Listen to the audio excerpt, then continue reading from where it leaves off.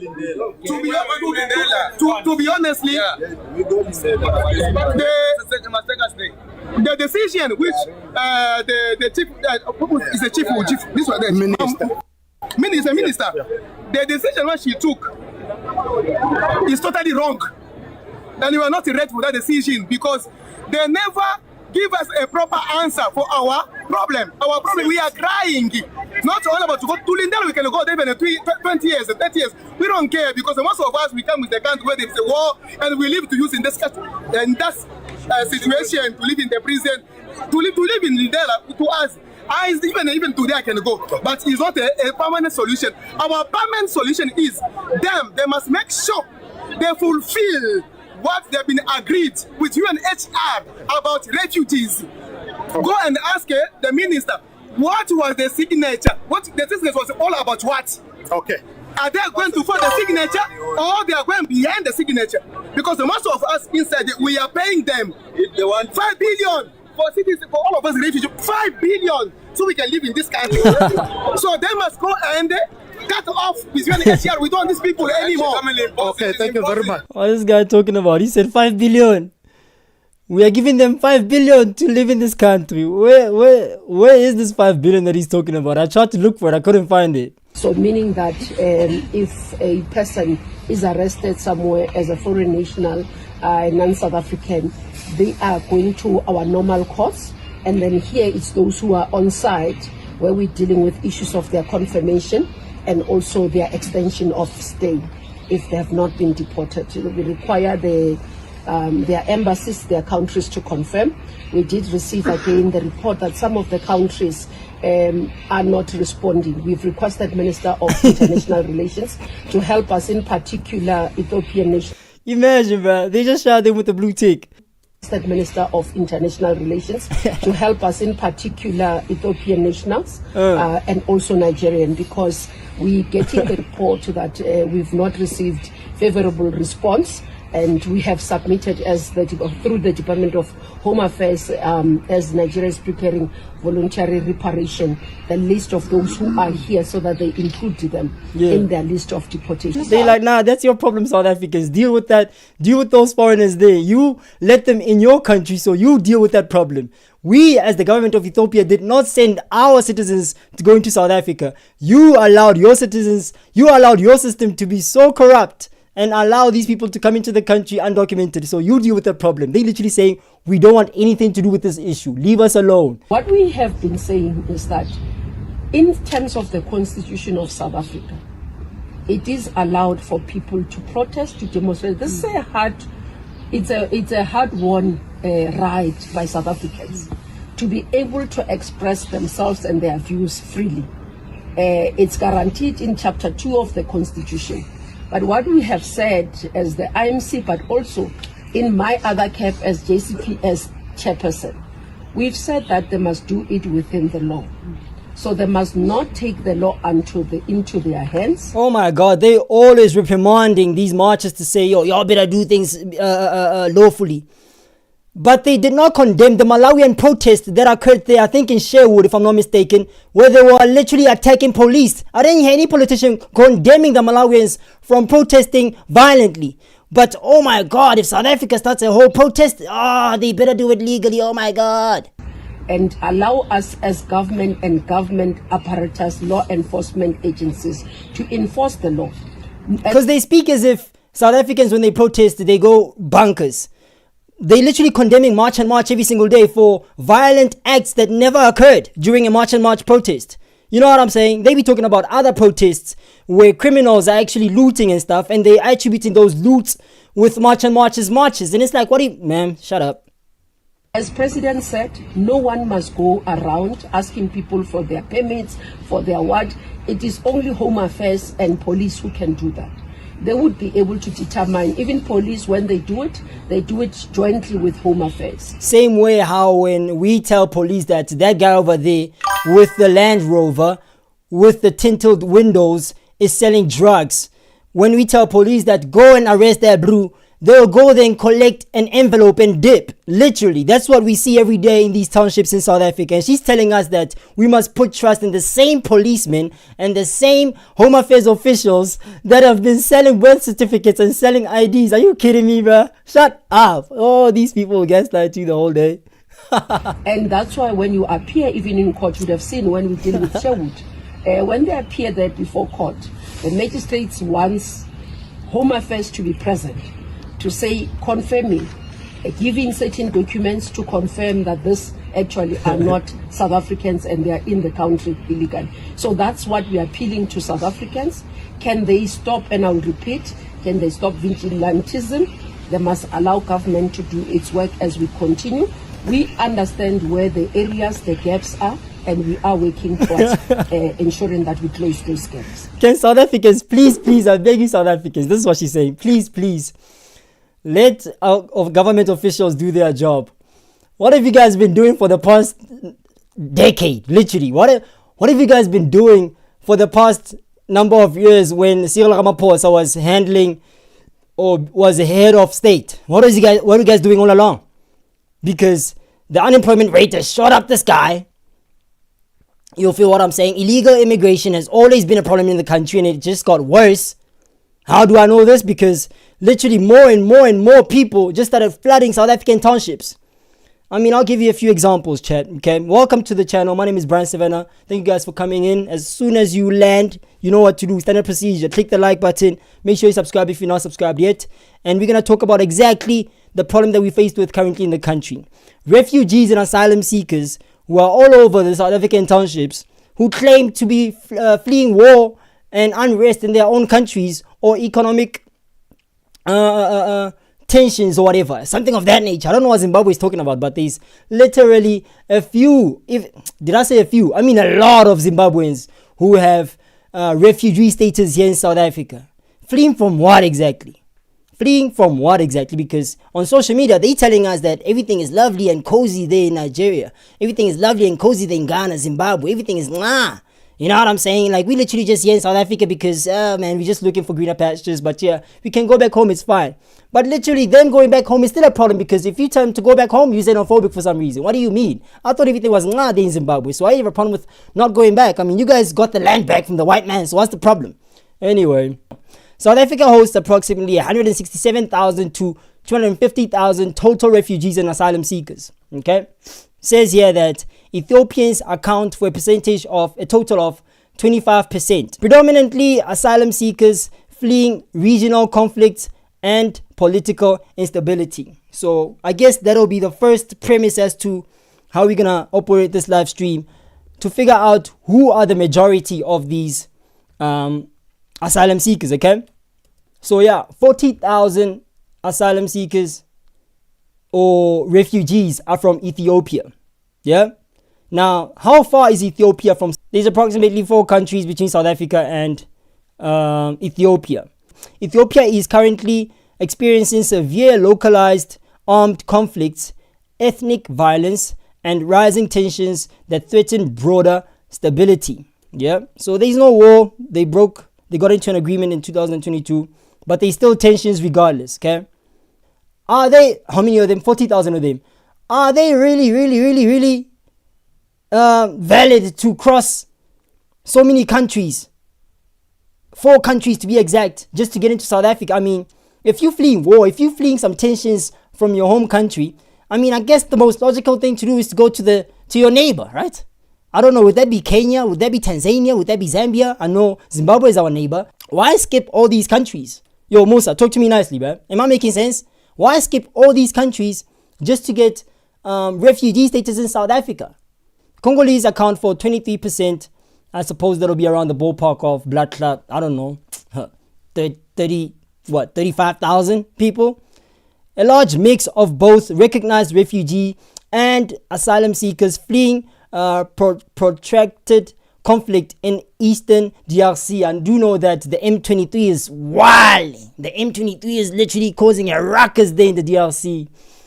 I think between the border of DRC and Rwanda, there's conflicts. They're just going way too hard. I mean, I remember last year, if I'm not mistaken, if not earlier than that, we had South African soldiers who were in the midst of that conflict. You know what I mean? And the South African government couldn't even get their own soldiers to come back into South Africa, and a life was lost. One of the soldiers, if not, I think, yeah, at least I remember one of the soldiers from Limpopo got deleted by those rebel groups there in Congo. So Ethiopia, I guess we can say that, okay, Fede, there is some unrest there, but not the whole country. Can we look into their permits and say, yo, are you really here as a refugee for real? Like, because judging from your passport, you've been going back to your country for quite a number of years, quite a number of times, as the lovely Granny Ntombi has alluded to.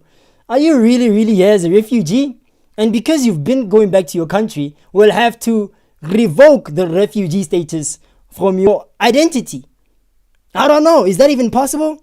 Because I do know that it's not legal, or it's not allowed for a country to deport back somebody who has refugee status in your country, because you can't deport somebody who's here seeking protection back to where they were fleeing war from. You know what I'm saying? If that makes sense. I know it does make sense. I'm just not wording it properly. So he's asking, are you guys going to Lindela, or are you guys going to reintegrate in the community, or are you guys going to go back home to where you come from? We will go in Lindela because these things like we will go in jail, it's fine. Crime over the refugee they are doing. Yeah, because we're not a criminal.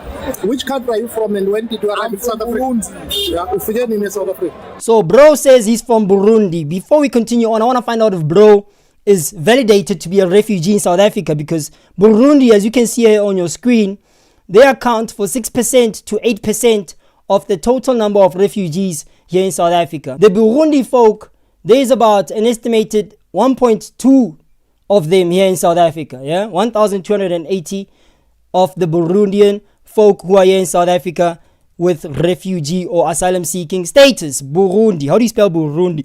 Excuse me, I know it's in the heart of Africa, that's for sure. It's literally right in the center, if I'm not mistaken. It makes sense why there's tensions in Burundi, because they're literally neighboring countries with Rwanda and DRC. Burundi is not in an active, full-scale civil war, but the country is experiencing localized political violence, severe human rights abuses, and the severe spillover effects of the ongoing war in the neighboring DRC and DRC country. There we go. Right? Exactly. Because they're neighbors with DRC, these tensions, they are gonna, it's like an earthquake. You know what I'm saying? If it hits the house next door to yours, your house is also probably gonna crack a few windows. You know what I'm saying? But there's no official civil war going on in the Burundi.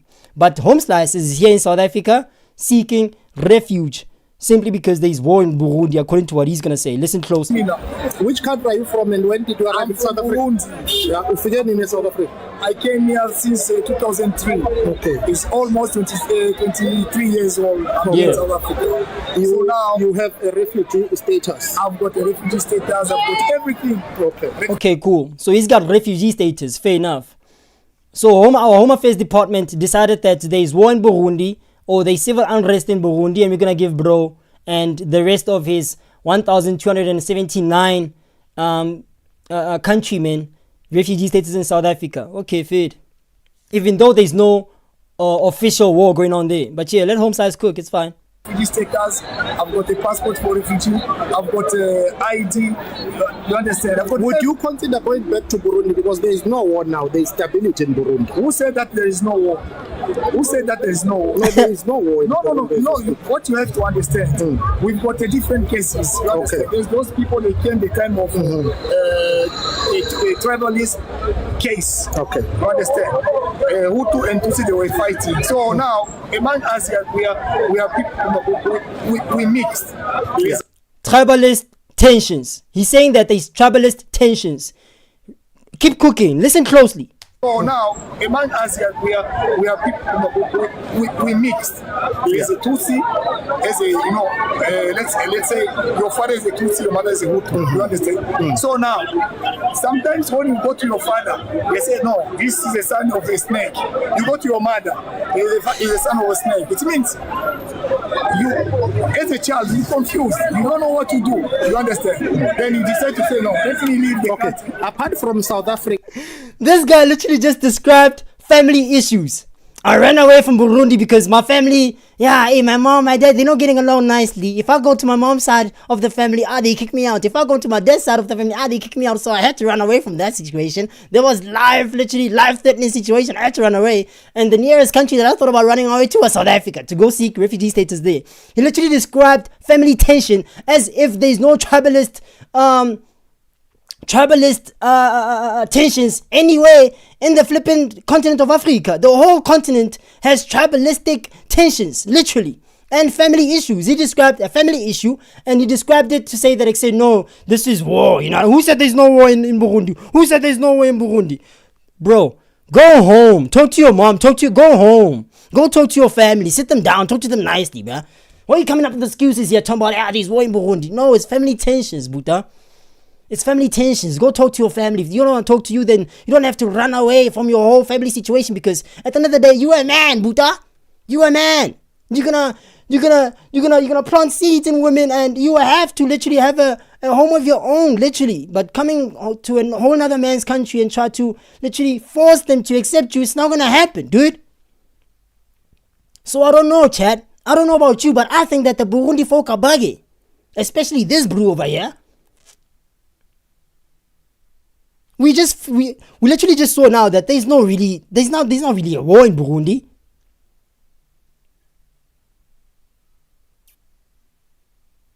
Where's that screenshot?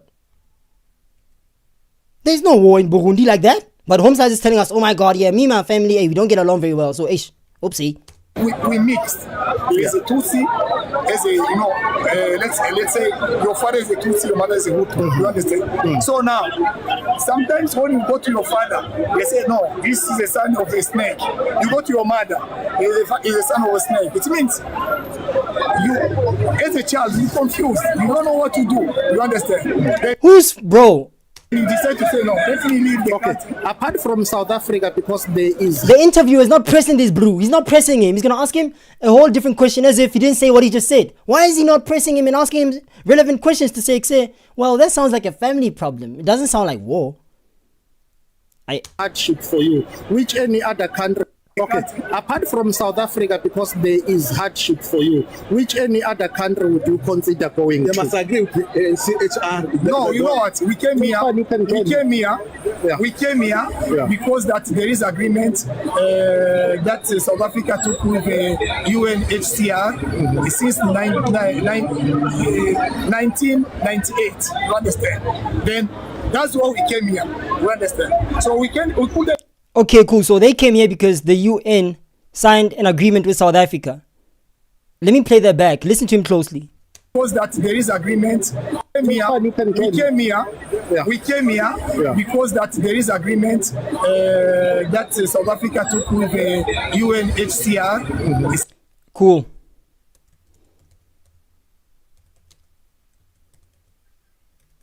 Can you guys see my screen?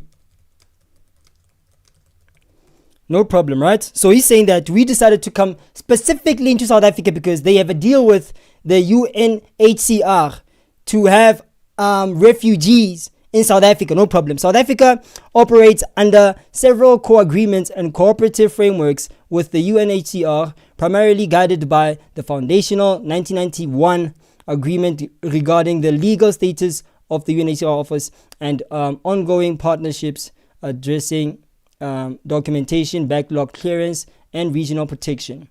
Okay, cool. With South Africa. Okay, cool. Regarding refugees. I mean, I believe him. Because I know it's factual. Just want to read it for the rest of us, yeah? The UNHCR and the government of South Africa collaborate under a foundational 1991 cooperative agreement governing the legal status and immunities of agencies. Okay, recent operations have focused on the asylum decisions backlog eliminations project, with UNHCR providing millions in funding and technical support to clear massive asylum application backlogs. Yeah, cool. But it's not really telling me what I wanted to tell it. because maybe I'm not asking the right question. The key agreements and operational framework governing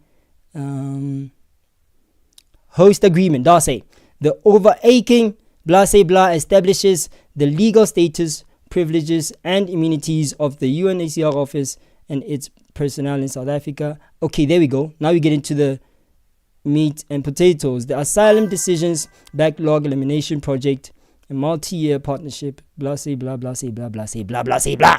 But I say that's not to say that the other neighboring countries don't have the same deal with the UNHCR. So I'm going to ask the next question. How many countries are between South Africa and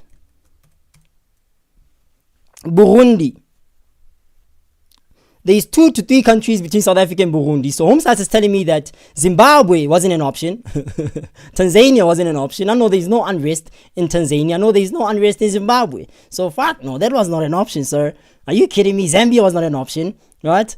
And are you telling me that these countries don't have the same deals that South Africa has with the UNHCR? Stop playing with me. Let me type. So it's Zimbabwe, Tanzania, Zambia. Does Zim have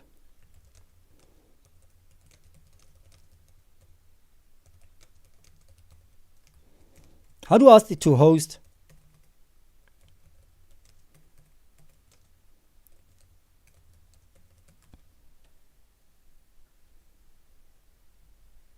So Zimbabwe does have a formal agreement or a partnership with the UNHCR to host and protect refugees and asylum seekers. So HomeSlice didn't go to Zimbabwe because nope, Zimbabwe is not an option, right?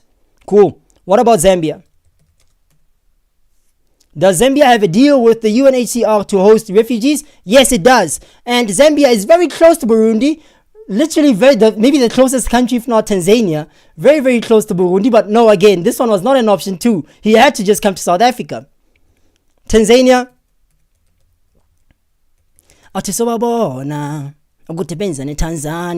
because they do have an agreement with the UNHCR. But no, I just had to come to South Africa, sir. Don't ask me questions. And you know what's annoying about South Africa, chat? The biggest thing that annoys me and you, I know for a fact it annoys you too, is the fact that we do not have refugee camps in South Africa. That has to annoy you.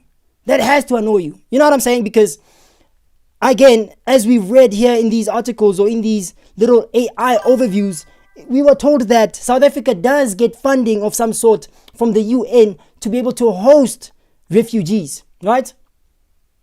Now, our government said, no, we are not going to have refugee camps in South Africa. Instead, we will let the refugees integrate with South African communities, right? So by default, refugees are just going to go to the townships because the standard of living is cheaper there. You know, there's not really a lot of rules going on there. People just break the law as they please because our police system is literally DMAKAR. You feel what I'm saying? So South Africans, politicians decided not to build refugee camps. And now here's the thing about refugee camps. They are strategically placed around the borders of every country. At least the ones that do have refugee camps in their country, right? South Africa might be the only country in this continent that does not have refugee camps around its borders. Well, I mean, you know what I'm saying? Black folk is corrupt. So I'm sure there's a lot of countries in Africa that do not have refugee camps. But my point is that the reason why they placed they in the borders is because that's the first place that people enter. You know what I'm saying? When they enter the country, they enter through the border, yeah? Well, of course, if they're using flights, it's a different story. But I can't imagine somebody fleeing from war and literally hopping on a flight all the way from Burundi down here to South Africa. I mean, you're fleeing from war. The last thing you want to do is even think about getting a flight ticket. You're thinking, okay, this money has to last me for the next 5 years. This ticket money I have to, you know, like penny pinch every single cent. I'm not going to buy a whole flight to South Africa. I'm just going to go next door into Tanzania because at least there I can just cross in the border illegally as they normally do. I'm sorry. It's true. Illegally as they normally do and just sneak into one of the communities there. Now, the problem with this is the reason why the UN funds governments to host refugees is because those people need, services.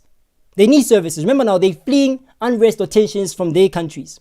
So they need what? Medicine, They need medical assistance, you know what I'm saying? They need to be fed, they need water and sanitation.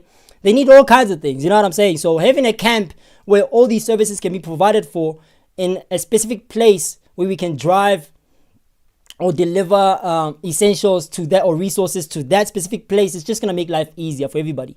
But our government said, no, bad idea. We are not building those camps. But we're still going to take this money and use this money to erect institutions around townships and communities in South Africa, so that the foreigners or refugees can use the same facilities that South Africans are using, which is the clinics, you know, all those public services that South Africans have in their communities. Refugees are also allowed to use them as well, right? But now that's a problem, because there's a shortage of these services in these communities, right? Hence you saw March and March, or some protesters going to clinics and literally asking people if they belong here. Are you South African? Are you a foreigner? And if you are a foreigner, then what are you doing here? You shouldn't be using these resources because they're not attributed to you. But now that's the problem. Where is the foreigner or asylum seeker supposed to go then? Because there is no place or clinic where they can actually go and get services. Because our government said it's not going to build those clinics for them at the borders or at the refugee camps that are non-existent.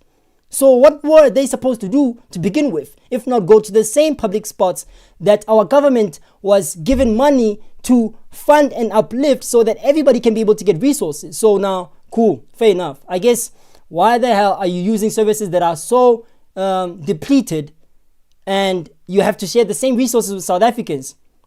Leave, go back home. Why? Because our government failed to offer you guys as refugees these services. These ones are for South Africans, because these ones are funded by taxpayers. These clinics and public hospitals are funded by taxpayers. They are not funded by the UN. Leave. I guess that's what the protesters were saying, to say you are not going to use the public clinic because it's not funded by the UN. The one that's funded by the UN was never built. Our government said it's going to build it. They never build it. They pocketed that money. Are you guys with me? Click the like button while you at it. Stop playing with me.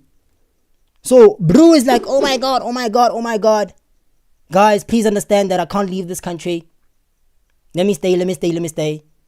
Unfortunately, sir, our government failed you. Our government failed foreigners and refugees.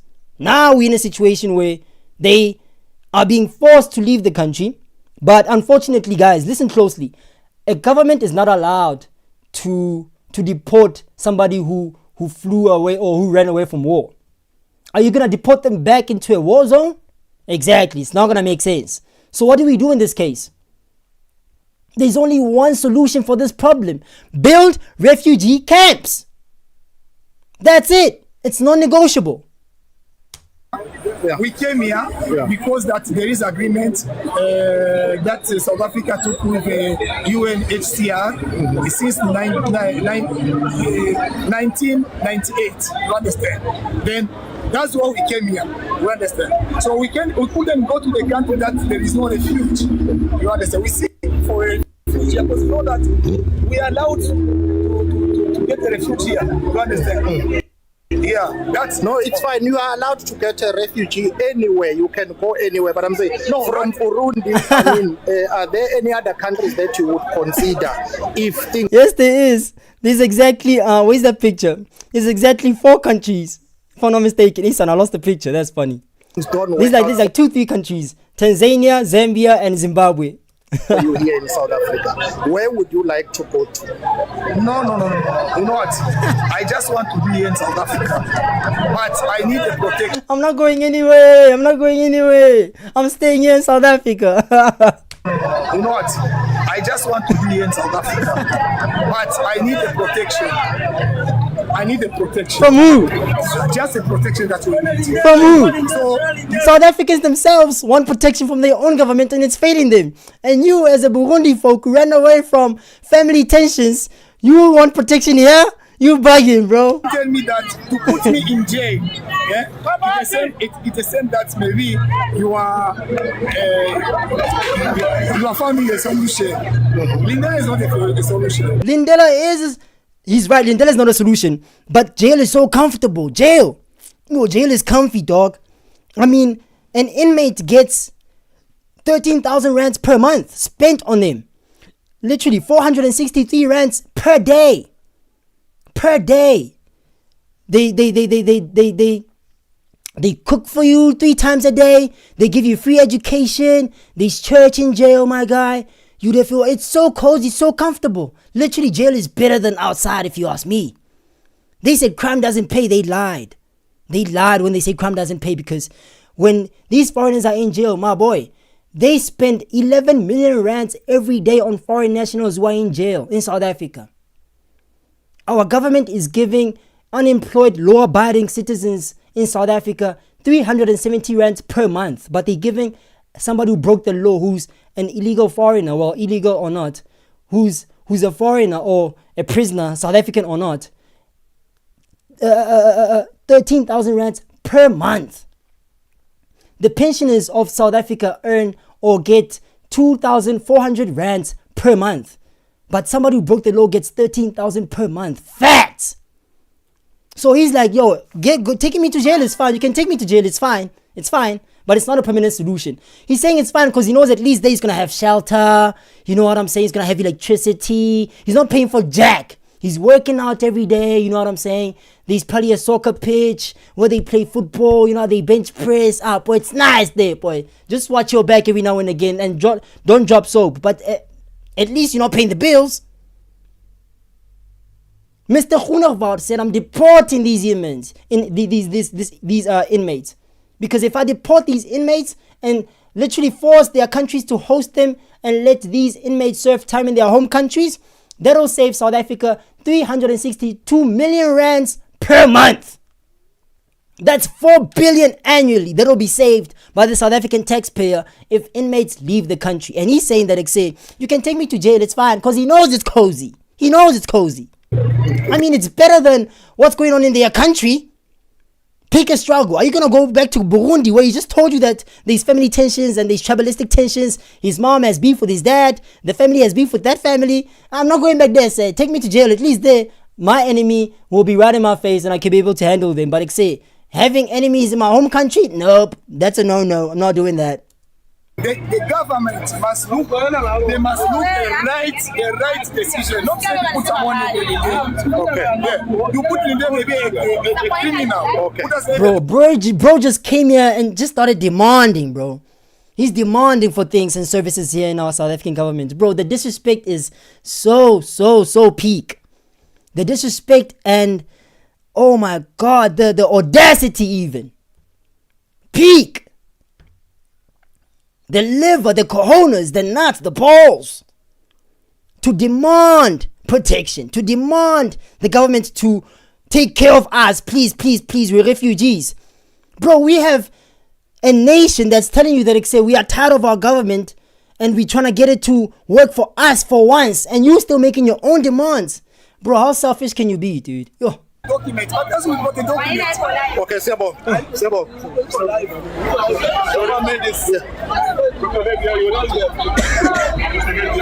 Something. Hello, how are you? I'm good and you?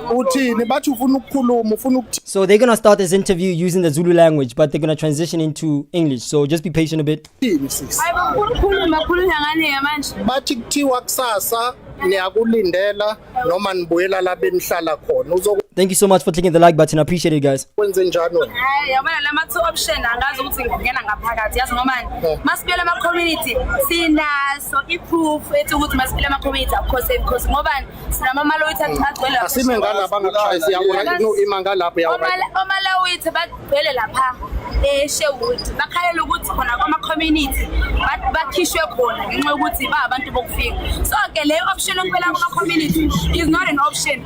Secondly, to go to Lindela, why will you go to Lindela? What can we commit? What kind of protection do you need from Uka? What do you want the government to do? Here's the thing, my brother. We are here. First of all, we are kids. We grew up here. When you study here, you graduate, you don't even get a job. According to the South African laws of a refugee, we are allowed to integrate in the community as fellow South African, according to how South African agreed in an agreement with 1951 UN Convention, right? That's facts. South Africa decided to not build refugee camps and allow refugees to integrate with South African communities. That's fact. Now, how do you expect a refugee child or an asylum seeker child that grew up in here, studied in here, but when it comes to get a job, they can't get a job? Reason being because you put my paper of that says okay, that is it. Now you want to take us to Linda Sense and emergency. What kind do you commit? We only ask you for the government to also let the South African people to respect the laws that are also imposed for refugees. Simple. I'm sorry, man, but that's very rich coming from you. That's very rich from an illegal migrant. I'm sorry. Asking the South Africans to follow the rules of the state, the laws of the state, yet you guys, or a majority of you guys, not talking to you specifically, but a large majority of foreigners decided to enter the country, whether legally or illegally. They decided to stay regardless, without actually abiding by the rules of the country. And she's asking us as South Africans to follow the rules of the country. Okay, fair, it's all up in. Okay, in this case, when government says go back to where you were living in your communities, you say you want protection.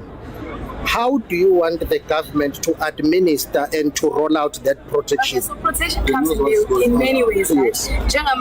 Many of us are here. I'm serious. Our jobs are being taken away, right? Man, just says in the next month, how are parents going to pay the house rent and other commodities? Those ones, man. If we talk about protection comes in many ways. You're going to give a person a job. You're telling them to go back. How they're going to feed the family? How they're going to go work for the family? How they're going to provide for the family, see? Mama. I don't mean to sound insensitive, guys, né? But some issues just have to be solved by individuals. Like that sounds like a personal problem. I'm sorry. I don't mean to sound insensitive, but that sounds like a you problem, man. Why you want to make it the government's problem? That is the thing. So telling the people to go back to the community while they've been out of their jobs for almost 2 months now, how do you expect them to go and continue to make a living? But now what about the South Africans, the 62% youth unemployment rate in South Africa? What about those kids? So our government must prioritize the 160 to 250,000 refugees and asylum seekers over the South African taxpayers? What are we talking about here, bro? The South African taxpayers and their predecessors? Guys, what's going on, guys? So we are making our own demands as the citizens of the country, and now we also competing with foreigners who come from their countries and their demands as well. What's going on, dude? But how do you respond to someone who says unemployment is a big problem in South Africa? Bro. Youth unemployment, it affects everyone, whether you are local, domestic, or a non-South African. So the issue of security and protection when it comes to unemployment affects everyone. Even the South African youth is complaining about that. I know we are complaining about it. That is now we have to account to the government, because the government have to be accountable for them, because in previous elections we have seen how the government brought about to bring a change in unemployment, to create jobs for South Africans and everybody that lives in it. So you can't just go and blame someone who will open a tent that is already been given by a municipality to a permit to say that they can be able to work, because Yes, thank you so much for exposing our corrupt government officials, for giving you a permit to erect a tent in the first place as a foreigner. I appreciate you, sweetheart. Thank you so much for telling us the truth. At least we have one person here who's telling us the truth, that they say, I got a permit from government officials to erect a tent in the streets of South Africa, which is a business or which is a business that's only allocated or suitable or suited for a South African citizen to run. Only South Africans should be permitted to run an informal business, not a foreigner.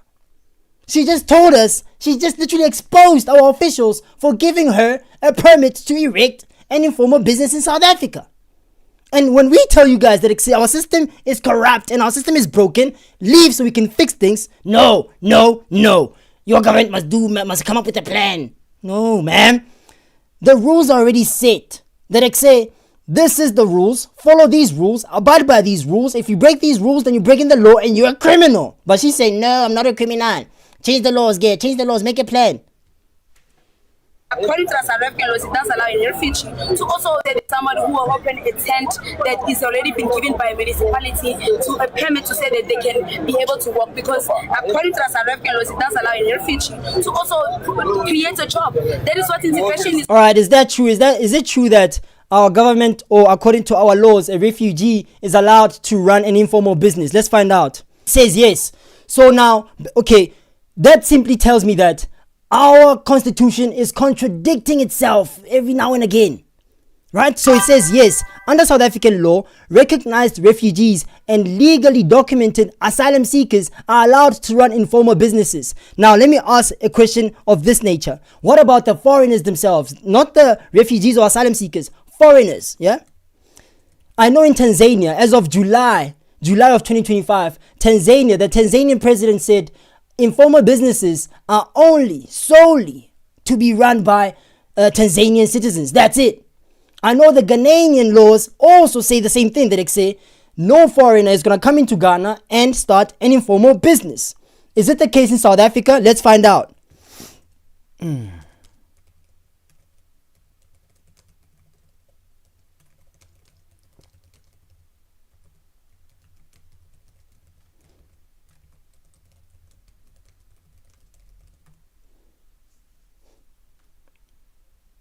Foreigners are legally allowed to operate informal businesses like Spaza shops. This is a lie, come on, but only if they are in the country legally. Foreigners are allowed to run. Google is bugging. Google is bugging. Hold on. The question is a foreigner allowed to run an informal business in South Africa? Google is saying, listen, foreigners are legally allowed to operate informal businesses like Spaza shops or street vending in South Africa, but only if they are in the country legally. So foreigners, asylum seekers, and refugees are allowed to run businesses in South Africa. Bro, no, are allowed to run informal businesses in South Africa. Bro, that's a lie, dog. That's a lie. For legal compliance, the regulatory blah, blah, blah, blah. Legal status required, business visas, refugees and asylum seekers. Chad, read with me. Cool. Let me just go on the AI. Yeah, let me just go on AI mode quickly. I'm gonna ask AI to. Oh, flip! You guys can't see my screen nicely. Oh, you can. Now you can.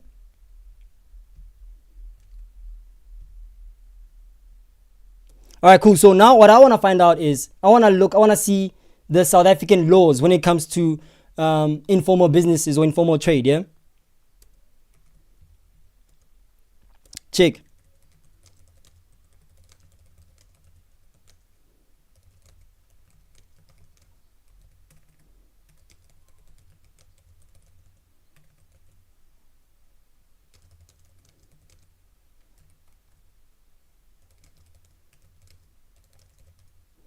I'm asking Gemini to list South African laws that talk about informal businesses and who can run them, right? Informal business in South Africa, blah, blah, blah, blah. The primary legislation and specific legal provisions that dictate how informal businesses operate include the following. The Constitution of South Africa. Okay, cool. Let's go through it quickly. I love this live stream because I'm able to run these articles and read them with you. Okay, cool. Section 22, freedom of trade. Cool. Occupation and profession. Okay, cool. This section states that every citizen has the right to choose their trade, occupation, or professional freely. No problem. Who is permitted? While Section 22 explicitly protects citizens, the Constitutional Court has ruled that this does not automatically bar foreign nationals from working or trading, provided they hold legal status under immigration laws. Oh my God, are you telling me that all along foreigners are able to run informal business in South Africa? I have to find this article. Bro, here's the thing. Not just because an article was posted on the internet doesn't mean that it's factual. You know what I'm saying? Chat, help me. Please refer me to an article or anything of that nature that's proof that foreigners are allowed to run informal business in South Africa. I believe, I beg. There's 60 something of you guys in here. Help me. What are we doing here? Hold on. Kanye is saying the government and these people are taking us for a ride, and fraudulent marriages they doing with South African ladies, I guess, is one of the required criteria to be a refugee. I'm telling you, they actually no. That's one way to get what's this citizenship, I suppose. So that one is very exploited. I won't lie. Guys, help me out. I'm struggling to believe these laws.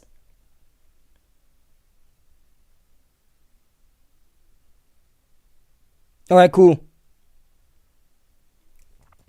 I'm gonna Google section 22. Okay.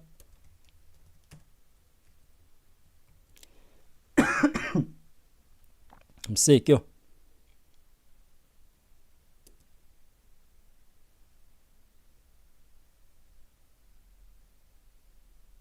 All right, cool. So here's section 22 of South Africa.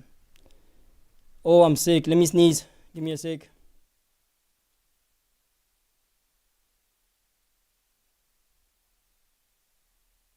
Oh. I lost my sneeze. Anyway.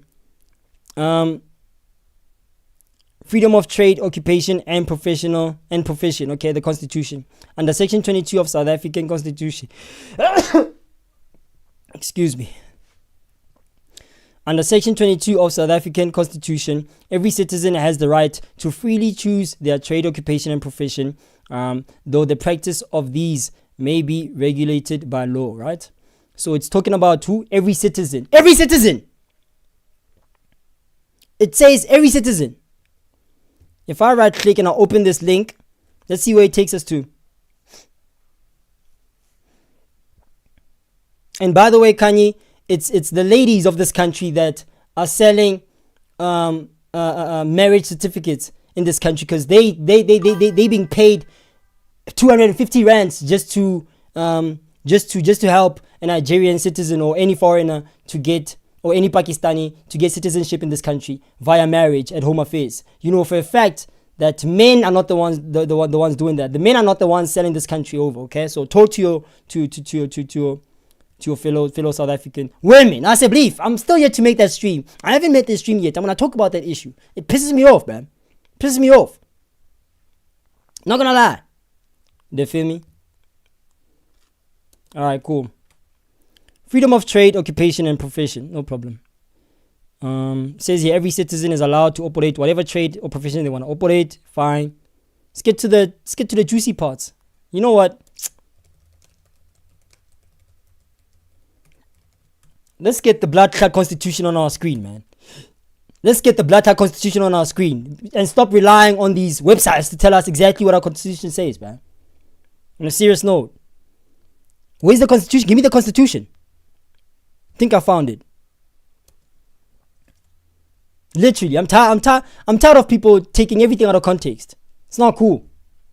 You feel me? Let's read the black and white sheet. In black and white, telling us exactly what our constitution says. You know what I mean? Why is it not popping up?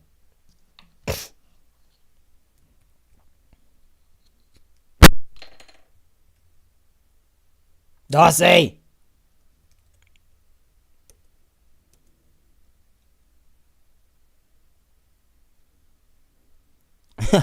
That's a good question. Bro, why is it not loading? It's taking too long, bro. My internet is slow, guys. I'm sorry.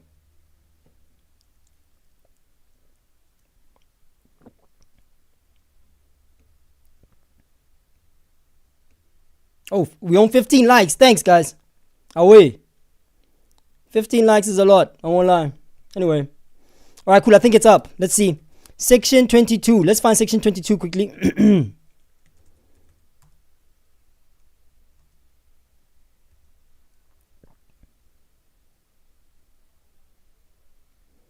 Bro, how do you find section 22?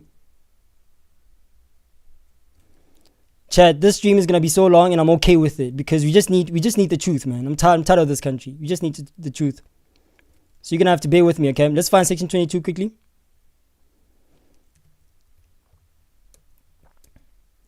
Table of contents, let's go. The Constitution of the Republic of South Africa, 1996. No problem. Let's go.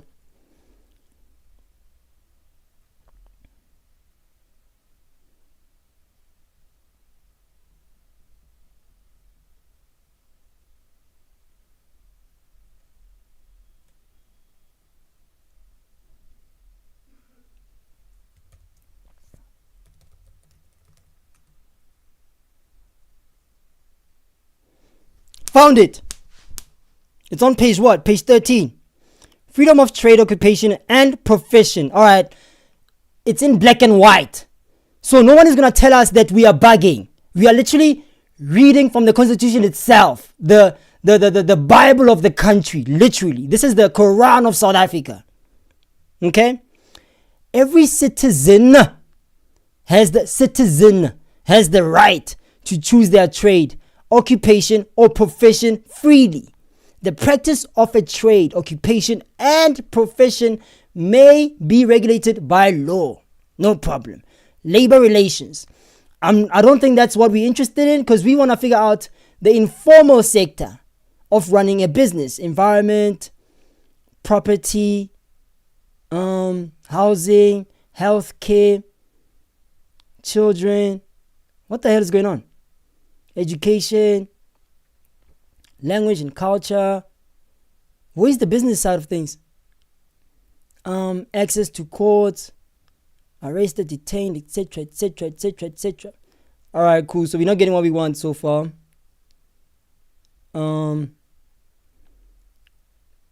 I guess what we're looking for is within that paragraph that we spotted in the beginning, I suppose.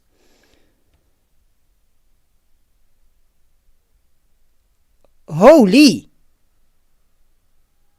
Oh yeah, exactly. Chad, this live stream is done.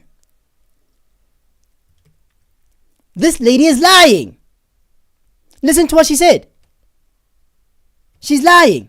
That is now we have to account to the government, because the government have to be accountable for them, because in previous elections we have seen how the government brought about to bring a change in unemployment, to create jobs for South Africans and everybody that lives in it. So you can't just go and blame someone who will open a tent that is already been given by a municipality to a permit to say that they can be able to work, because according to the South African laws it does allow a refugee to also create a job. That is what integration is called. You see, originally, where is home? Which country are you from? I came as a child here from. She said that our law allows refugees. I'm gonna read section 22 again, but I'm gonna replace the word citizen with refugees. Every refugee has the right to choose their trade, occupation, and profession freely. The practice of a trade, occupation, or profession may be regulated by law. Regulated by law. I guess this is where the real definition of or decision of whether a foreigner can operate an informal business or not.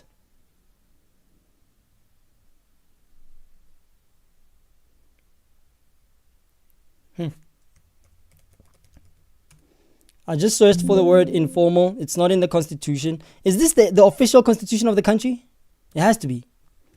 At least that's what it said in the first place, in the first page.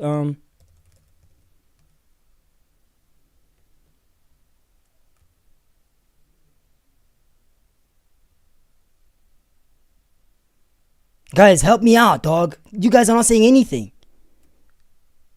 We are trying to figure out if foreigners are allowed to run Spaza shops in the country or not. Because that was my next stream. I was literally going to talk about Ethiopians running the Spaza shop economy in South Africa, and that being something that's supposed to be run by South Africans and solely by South Africans. But Google is saying that Ethiopians are allowed to run Spaza shops in the country. What are we doing here? It doesn't make sense.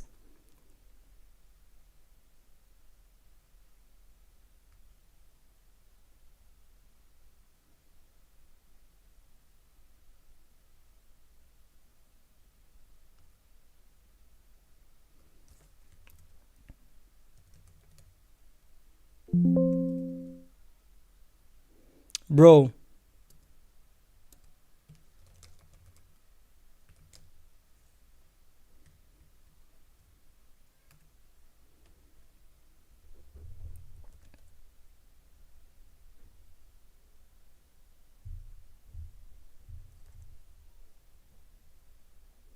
My internet is slow. I don't know why, bro.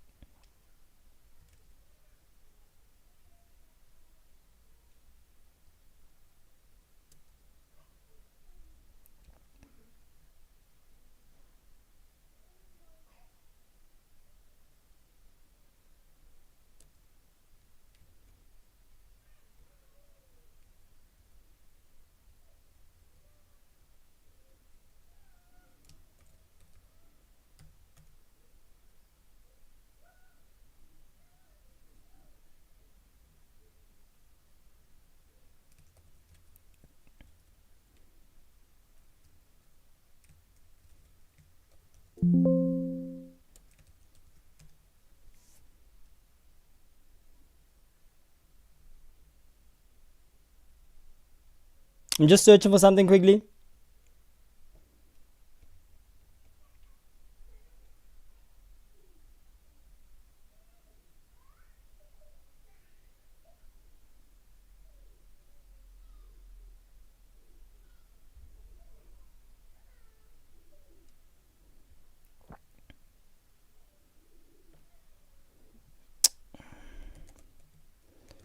Informal. Oh my goodness, I'm struggling, chat.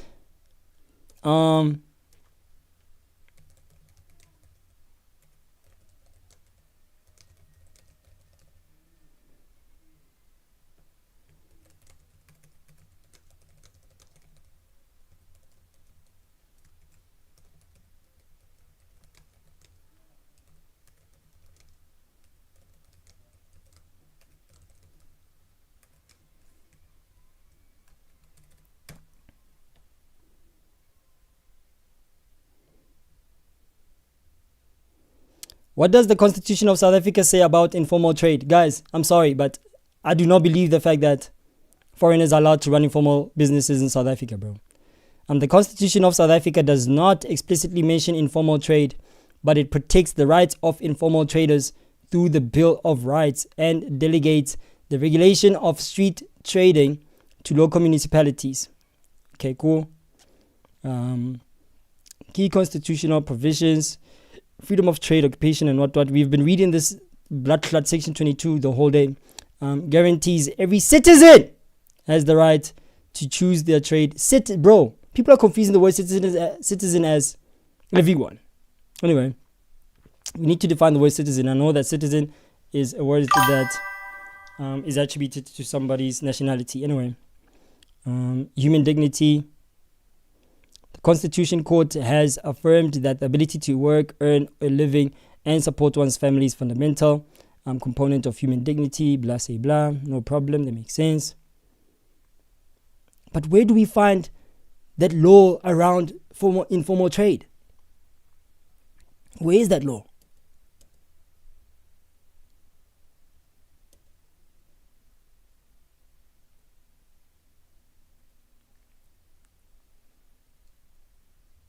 What does the Bill of Rights of South Africa say about informal trade? South Africa's Bill of Rights does not specifically use the term informal trade, but it protects it through the right to freely choose a trade, occupation, or profession. Section 22. I guess the Bill of Rights and the Constitution is the same thing. The Constitutional Court has also ruled that the ability to earn a living... Bro, stop telling me the same thing over and over again.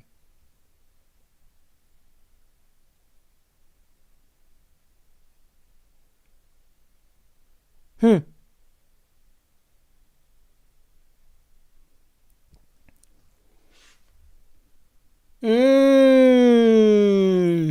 I might have figured it out. Right?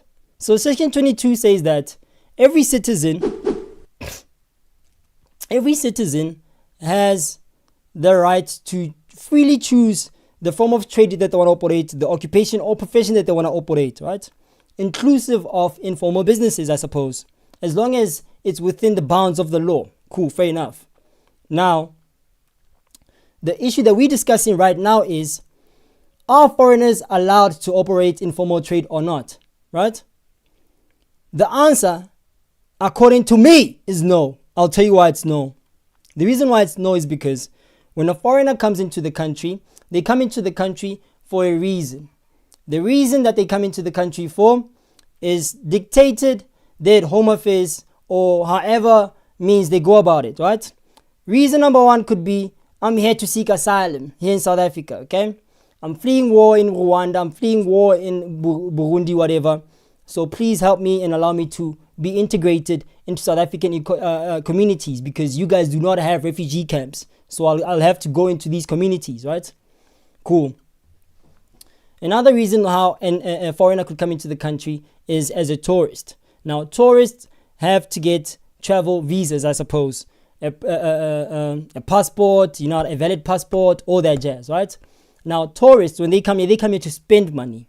So I guess somebody fleeing war or trying to get refugee status in South Africa is not here to spend money. This person is here running away from economic crisis. At least that's what the Zimbabwean folks are saying, why they have refugee status in South Africa. So this person is here in the country, right? And unfortunately, things are just not going as planned as a tourist. And they end up living in South Africa and being displaced and just being integrated with the community, and they just don't go back into their own countries. And nobody's chasing after them to find out why are you not leaving the country, because our police or justice system is nowhere to be found. Our home affairs system is nowhere to be found when people are in the country illegally, right? They just let them stay here and do whatever it is that they want. So that person, the tourist, is not allowed to run an informal business, because you already broke the first law, which is entering the country legally but overstayed, which your legal status changed and became an illegal status, because now you have to leave the country because you said you're going to be here for 30 days. You had a visa of 30 days, I suppose, or 90 days, 90-day visa. So you stayed for an extra, year, I suppose, because they're still here till this day. So you broke the law. So you are not allowed to run an informal business, right? So I guess that's where the confusion lies, right? Cool. So asylum seekers, because our government said they must integrate within the communities of South Africa or integrate with South Africans in their communities, I guess that question still remains unanswered as to what are they supposed to do? Are they allowed to run informal businesses? Because those people are not in the country illegally. Home Affairs processed them and gave them refugee status. So as somebody with a refugee status, a valid one, from Burundi, I'm all the way from Burundi and I'm here running away from war, whatever, am I not allowed to run an informal business? Am I not allowed to erect a tent down the street by the stop sign and sell veggies? We already established that somebody with a travel visa that expired is not allowed to do that, because first of all, how would you even get a permit to operate a street vending business if you already have, or if there's already a warrant for your arrest, since you already in the country to maximum capacity, I suppose. You already maxed out your 90-day visitation rule or whatever, visa or whatever, right? So when you must buy, there's no way you're gonna erect or start a Spaza shop business, an internet cafe. There's no way you're allowed to start anything of any nature so long as your 90-day visa visitation has expired. So those ones, asylum seekers and refugees, those ones, I think they might be allowed to operate businesses in the country, informal ones, that is. Because this lady over here mentioned one word. She said, by definition, if you think about it, well, not exactly, but really, if you think about it, integration means literally camouflaging within the community and being a part of the community. integration. I'm just gonna live by you people's rules here in the community of Stelo or whatever, and I'll abide by your rules and laws. Please don't kick me out. I'll follow the rules and do everything according to how you guys do things. But now the problem is, it's just too many of you guys, man. I'm sorry. It's just too many of you guys, bro. It's just too many of you guys, bro. I'm sorry, man. It's just too many of you guys, bro. It's just too many. You guys literally took over the township economy, bro. They took over the township economy. So now I suppose, oh my God, this is crazy. I suppose an Ethiopian from Ethiopia who has a valid refugee status is allowed to operate a Spaza shop in South Africa, according to the findings that according to Section 22, I suppose.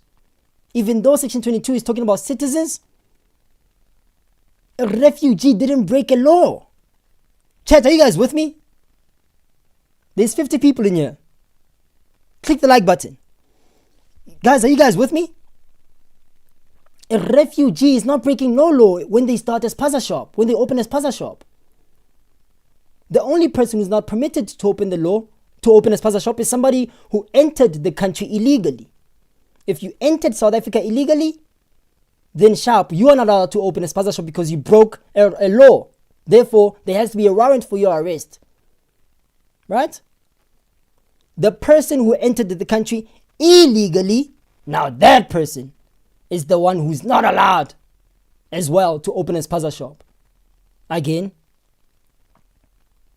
what am I saying? Let me start again. Play that shit back. Hold on.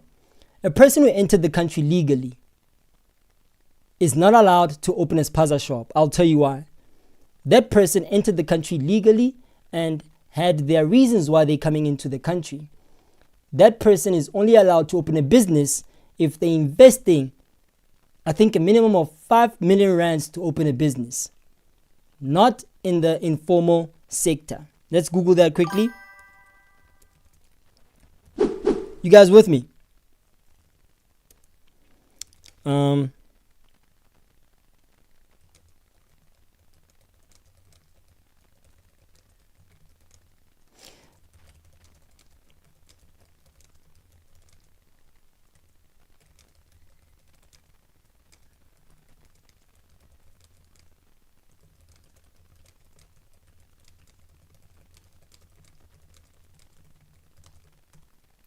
The question is,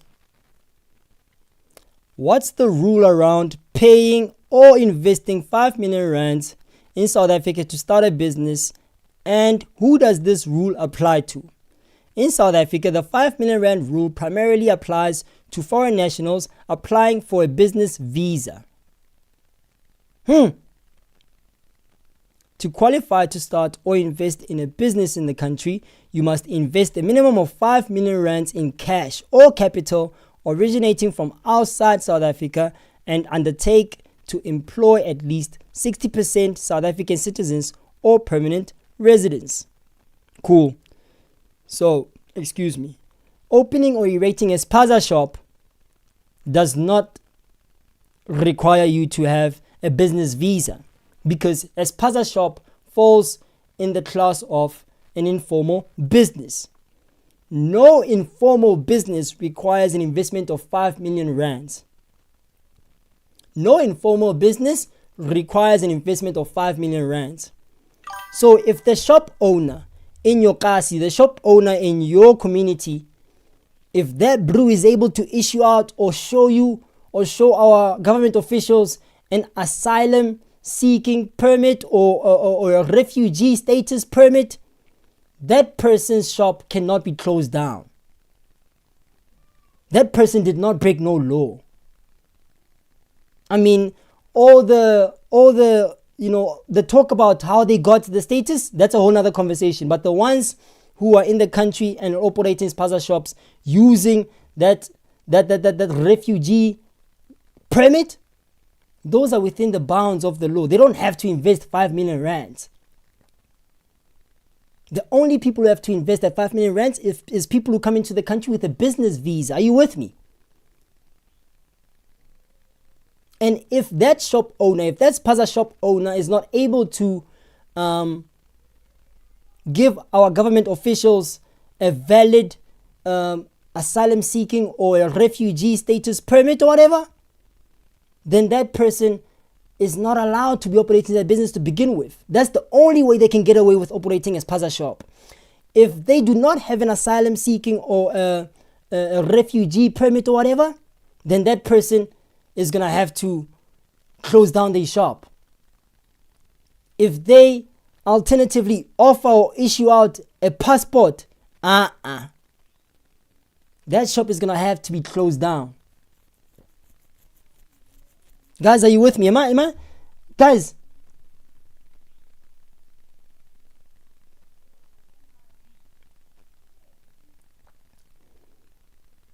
Valid. Don't be saying Pakistanis are not refugees. Why are they running Spaza shops? Valid. Why are they running Spaza shops, Vel? So I suppose the Ethiopians, though, however, Ntombi, are you with me? Listen closely. The Ethiopians, however, those ones, they can run Spaza shops because they account for a large percentage of refugees here in South Africa. I might have lost that. Oh my goodness, Brian, what did you do, Buddha? Oh, buddy. Oh boy.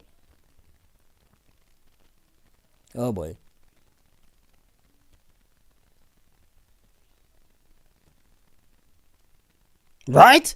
Ethiopians, Mbali, Ntombi, my bad. They account for 25%. It's around 40,000 Ethiopians who have refugee or asylum seeking status in South Africa. So if an Ethiopian is running a Spaza shop in South Africa, you can't touch them, Ntombi. Our government protected by the Refugee Act, I suppose. Even though I didn't read it here on screen. Because they didn't break they didn't enter the country illegally. You get what I mean? And their status of being in the country is still valid. Since they refugees. I don't know if I'm making sense, but it makes sense to me. I don't know. What do you think? Alright, cool. We're on the same page. Bit. Wow, that's crazy. That is wild. That is wild. From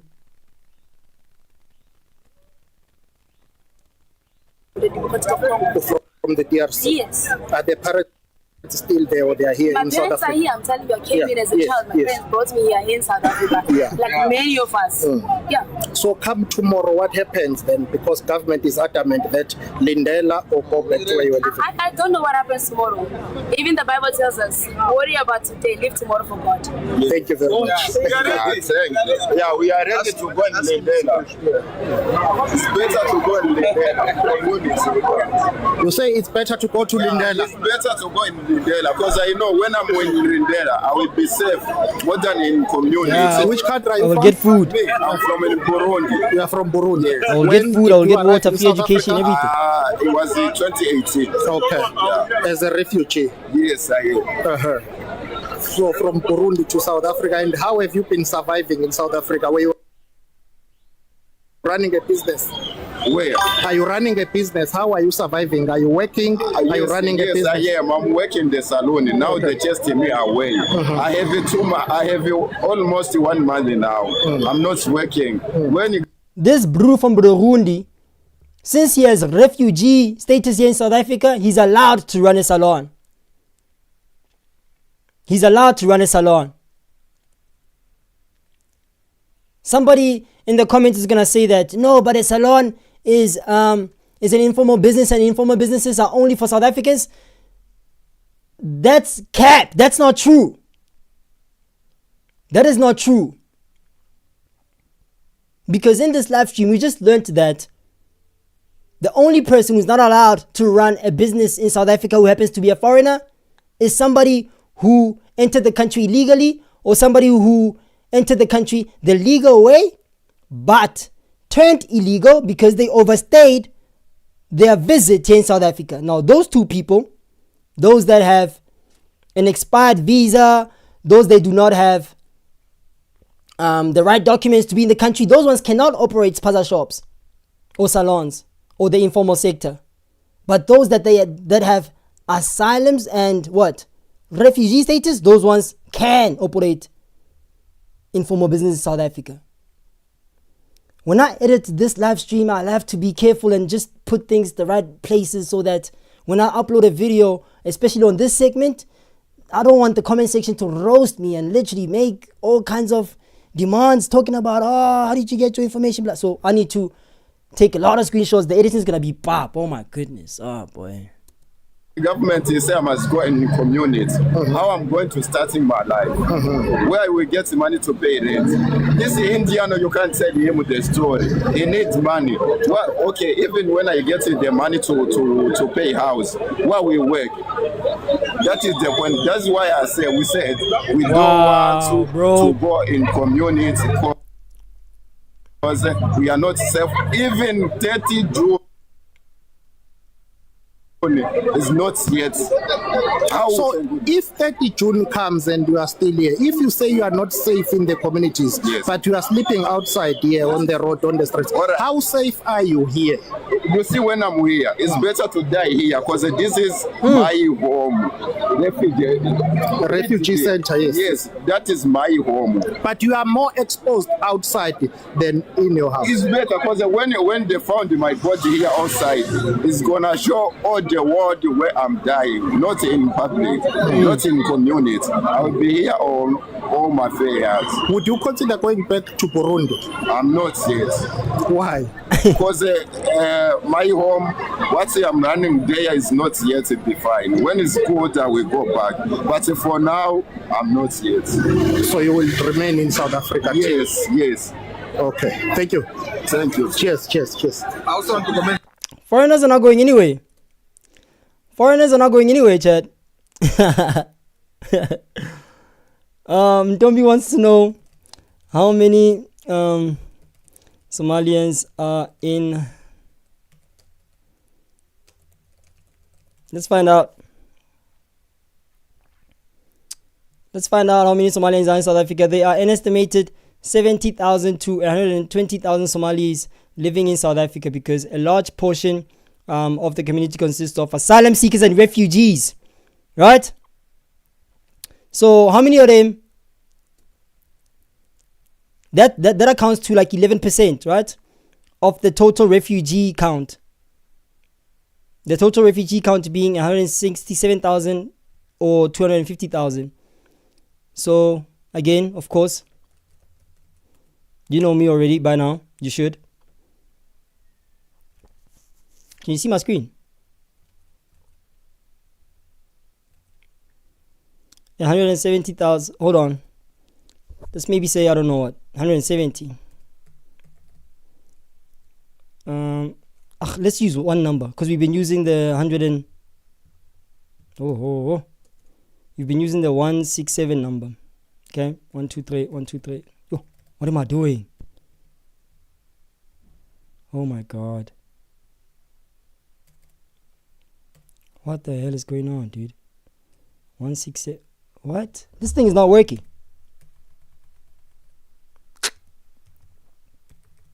Alright, so that's the number of asylum seekers and whatever. 0.11%. So there's around 20,000 Somalis in South Africa who so happen to be asylum seekers and refugees. Okay.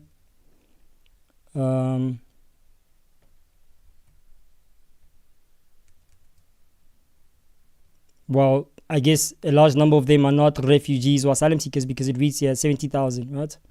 Now, question is there war in Somalia?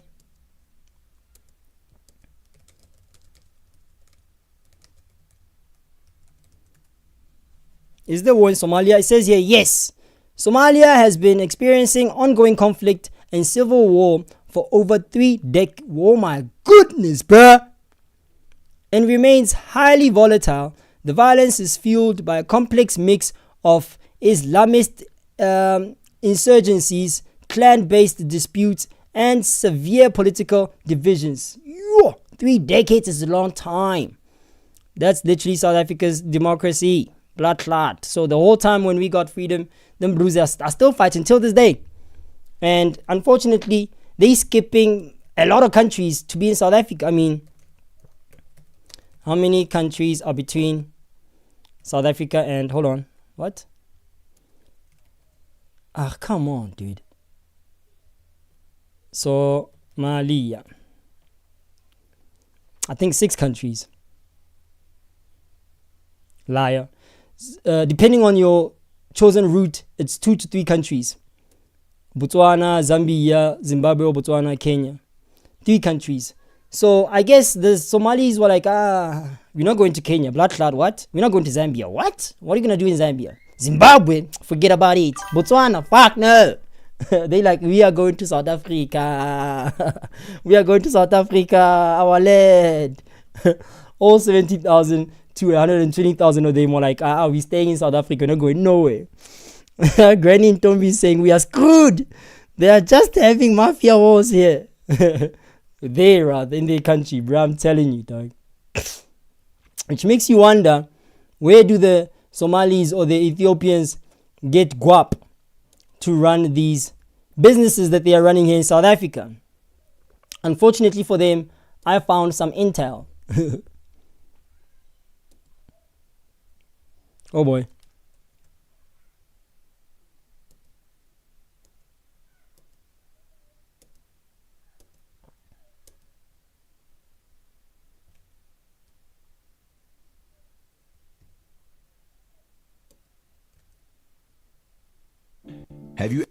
Have you ever wondered how your local Ethiopian Spaza shop sells a loaf of bread, a 2-liter Coke, and a packet of chips for way cheaper than massive retail giants like Spar, ShopRite, and Pick n Pay? Like how? Are they secretly running a charity for us? Absolutely not. It's a masterclass in dodging regulations and outplaying the system. So let's break down the hustle. First up, the land.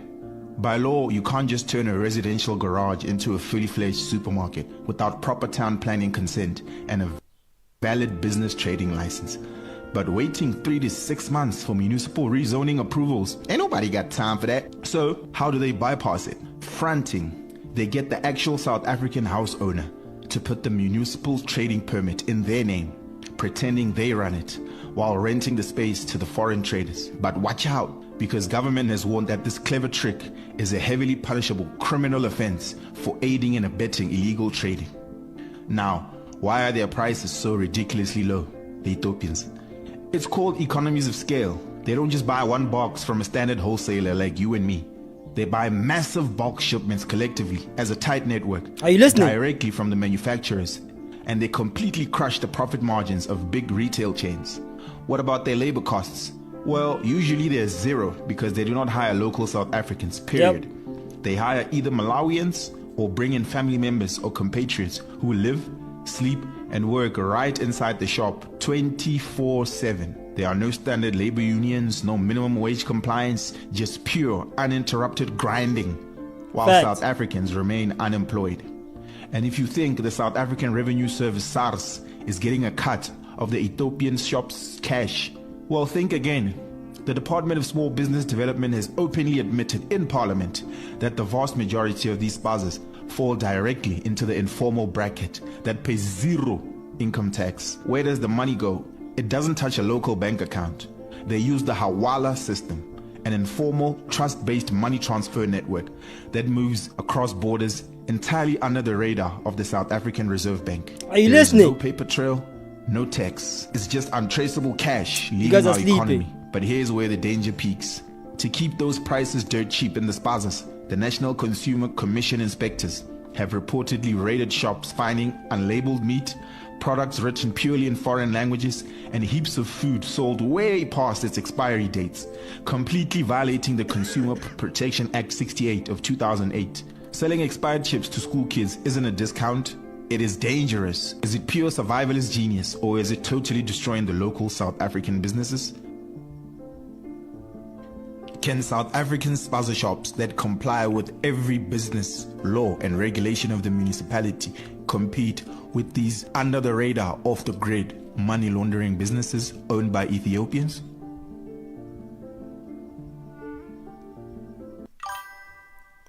Say, and that's what we're doing in this current segment of the live stream. I appreciate you guys for joining me. My name is Brian Savannah. If you don't know, now you know. You don't feel me?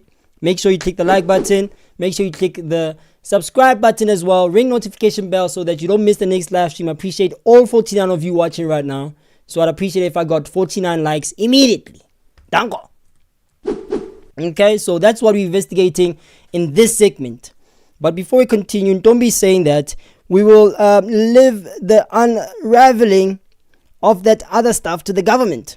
They have to unravel that one.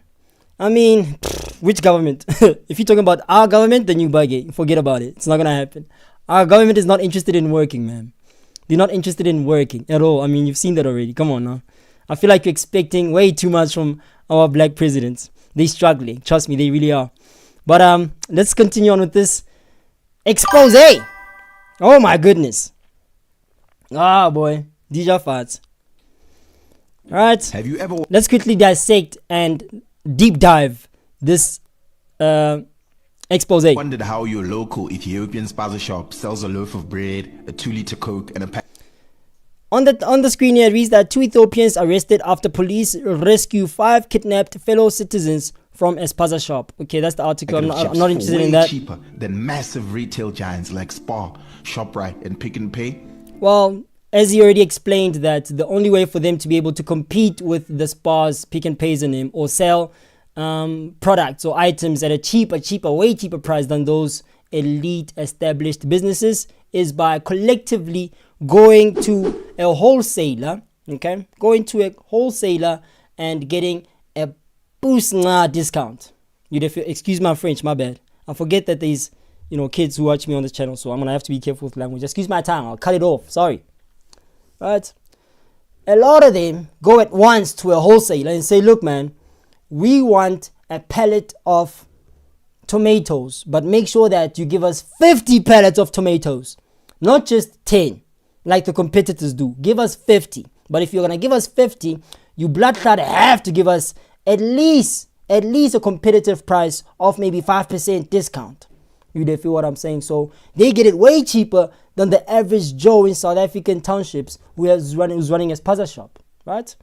So there's no way you can compete with the brew who got a box of tomatoes for 20 bucks where you normally get it for 35. He's gonna sell it for way cheaper than you. And that's how they're able to infiltrate South Africans' townships and erect these Spaza shops and outcompete the neighboring competition that sell the same products. You feel what I'm saying? They're very organized. And they just work as a unit, as a team. That bruh, we come from 3 countries away. Right? We come from a very far place. So the only way you and I can compete with these South Africans, let's just work together. Let's just be a unit, and we'll find ways to literally beat the South African competition. Like how? Are they secretly running a charity for us? Absolutely not. It's a masterclass in dodging regulations and outplaying the system. So let's break down the hustle. First up, the land. By law, you can't just turn a residential garage into a fully fledged supermarket without proper town planning consent and a valid business trading license.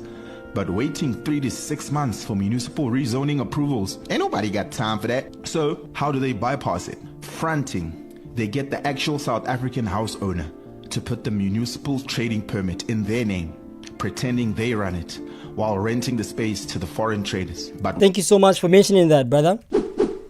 So the South Africans themselves are the one who are giving foreign nationals space in their yards or houses. Some even take it as far as literally giving them a section of their house for them to open up a Spaza shop in there. You know what I mean? And they simply collect rent. Now, I've heard that the Somali folk and the Ethiopian folk or the Bangladeshi folk who run Spaza shops in South Africa, they offer the homeowner rent of up to a year in advance to say, take this large sum of money, please take this large sum of money and let me operate for at least a year or 2. Obviously, if you offering somebody a large sum of money, there's gonna have to be a discount that you get, right? As opposed to them paying on a monthly basis. I mean, for instance, your Netflix subscription, if you pay it month to month, it's way more than if you pay it every year, annually. You know what I'm saying? So yeah, they're able to finesse like that. Yeah, cool. Now, which also begs the question of, are they gonna really leave on the 30th of June? Because they already made these commitments with the township Spaza shop property owners. The South Africans that own that property, they already have these contracts that are so binding with the Somali folk. Binding contracts that allows the Somali brew to operate for up to next year even. I paid you in advance, man. Do you think that the granddaddy or the makulu there, the granny, still has that guap to refund Somali brew? Of course not. Granny spent that money.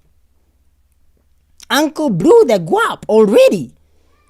The Pakistani guy already gave Granny the guap in January. So how do you expect Granny to give the Pakistani brew the money now in June? She smoked that guap. It's chai. Now you South Africans are literally going to go there and ask brew to leave on the 30th of June. That brew is not going to go anywhere. He already committed.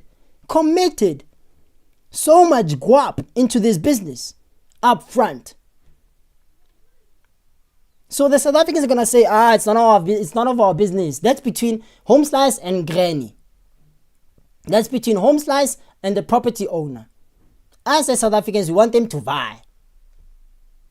But how do you force a Somali brew to vie when around 18,200 of them have valid refugee status in South Africa? How do you force that brew to vie? Are you telling him he must go back to a war-ridden country? It's not gonna happen. This refugees and asylum seekers are not going anywhere, South Africans. I'm sorry to break the news to you, Ntombi. Tough. I'm sorry to break the news to you, but the brews from Burundi, all 1,280 of them are not going anywhere, Miss Ntombi. I'm sorry to break the news to you because this person fled from literal civil unrest, tensions. The M23 is literally causing a ruckus in that region. I mean, there's a comment we had here in the live stream where one of the guys said 14 South African soldiers were deleted during intense fighting around Goma. Several others were wounded. Our soldiers died in those communities there where the Burundi folk are now talking about, we're not going back there. The Congolese folk are saying, we're not going back there. So you telling these Somali folk to go back to that country where there's so much tension and literal war or whatever, you telling them, Bruce, they must go back there? It's not going to happen. No government is allowed to deport people who fled war or fled unrest in their countries. Logically, it's not going to happen logically. You're literally sending them to their deathbed, I suppose. If I put it lightly, I guess. You feel what I'm saying? You're just signing away a plane ticket for them to get deleted, I suppose. So it's not going to happen. They're not going anywhere. Asylum seekers, refugees are not going nowhere.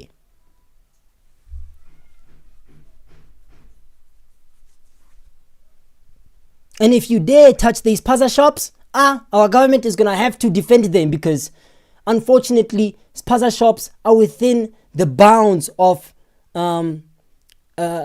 income levels that a refugee can exploit. Sorry. They're not breaking any law in that regard.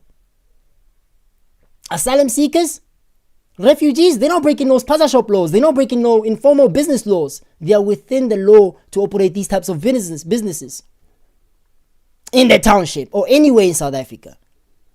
They're not going anywhere.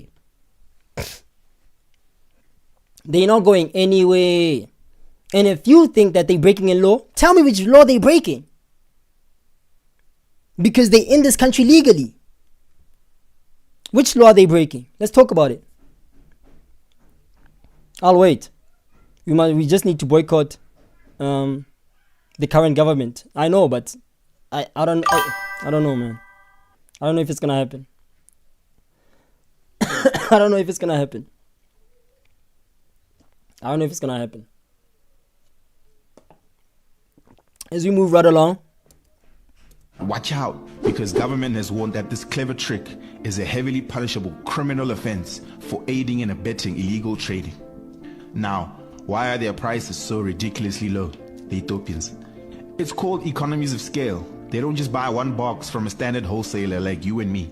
They buy massive bulk shipments collectively as a tight network directly from the manufacturers, and they completely crush the profit margins of big retail chains. What about their labor costs?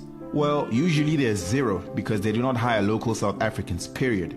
They hire either Malawians or bring in family members or compatriots who live, sleep, and work right inside the shop 24/7. So those are the things that we can actually discuss or maybe try to catch them with. Things such as the labor laws, breaking the labor laws of the country. Sharp. We can have those conversations as to why are you treating your employees like this, and the employees that you are that you are employing in this Spaza shop are illegal, as we've already seen that the Malawi folk, very, very few of them, if not any of them, are asylum seekers. None of them are asylum seekers. They're all getting repatriated. They're all getting deported because none of them are asylum seekers. So the Malawian folk, those ones, they cannot run Spaza shops, those ones. They cannot run Spaza shops, those ones, because they didn't get into the country using, or they didn't get refugee status. Can they be employed inside a Spaza shop? No. Why? Because a lot of them are in the country illegally. So you cannot employ somebody who's illegal. You're breaking a law. Duh. I don't even have to prove that one. You feel what I'm saying? Why are you keeping your employee in the factory the whole day, every day? You breaking labor laws.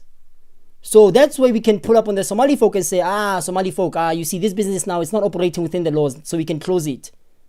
But not to close it off the notion that they are not allowed to, they are asylum seekers, so they are allowed to run that business. They are allowed to have internet cafes. They are allowed to have any sort of business that's a salon, nail technician, anywhere in the country. They are allowed to do that. Because at the end of the day, they have to feed themselves, even though they ran from war or whatever.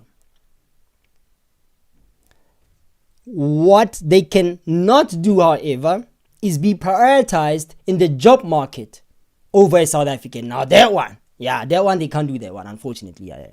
That's where you can actually deport a lot of asylum seekers. No, not deport, but that's where you can actually get like have a gotcha type of moment with a lot of refugees to say, I can't honey, you're a refugee. I can't honey. We said that you can integrate with South African communities, but as far as working in the South Africans, working in a job that a South African can occupy, that's where they're gonna start having issues.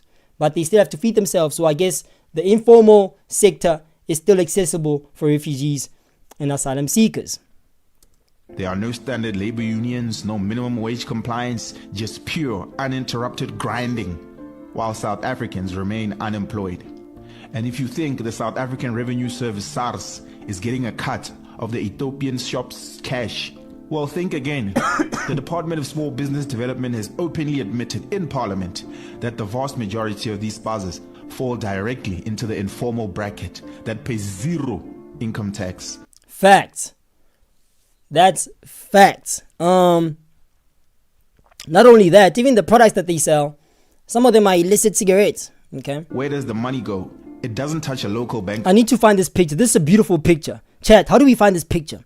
The picture reads 3 easy steps to participate in Hawala.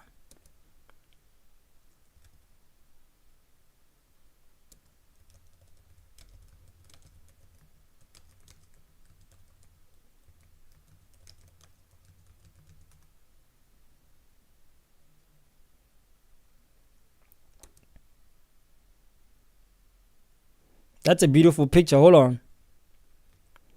I'll find it. Ethiopian remittance.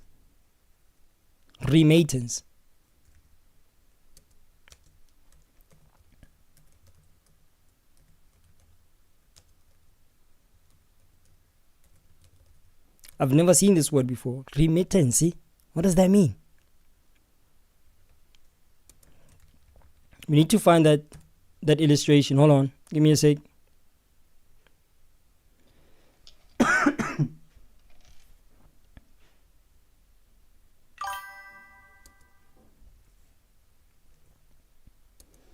Guys.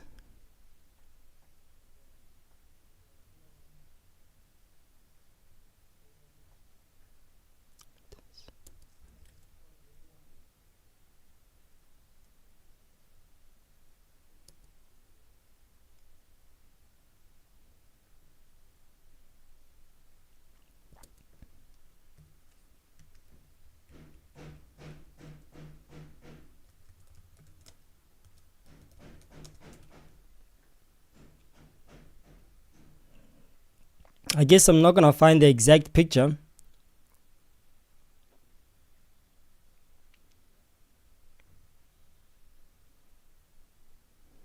Let's look at this one.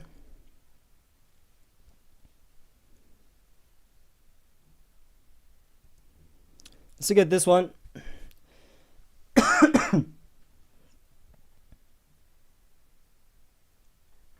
Welcome. Chan Toki Tenge 8310. Welcome. Anyway. So I guess this Spaza shop mafia, as I would like to refer to them as, they're using the Hawala, the informal money transfer system. Let's see how this thing works. Communicates to B. So Wahalada, this person, Wahalada A, tries to communicate with Wahalada B, communicates to B to provide money to receive. Cool. A owes the amount given to B, which is to be settled later. So B receives money if password is correct. Starts with sender down here. Sends money and password to A. A owes the amount given to B, which is to be settled later, etc., etc. So, as Brew has explained here, it's a trust-based system. That's crazy. They use the Hawala system, an informal, trust-based money transfer network that moves across borders entirely under the radar of the South African Reserve Bank. Wow. There is no paper trail, no tax. It's just untraceable cash. No way.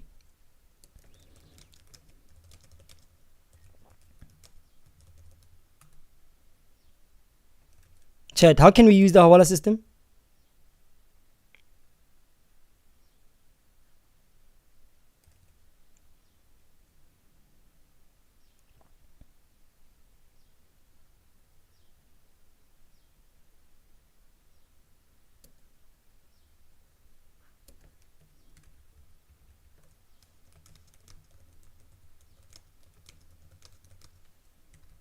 How to register to use the Hawala system.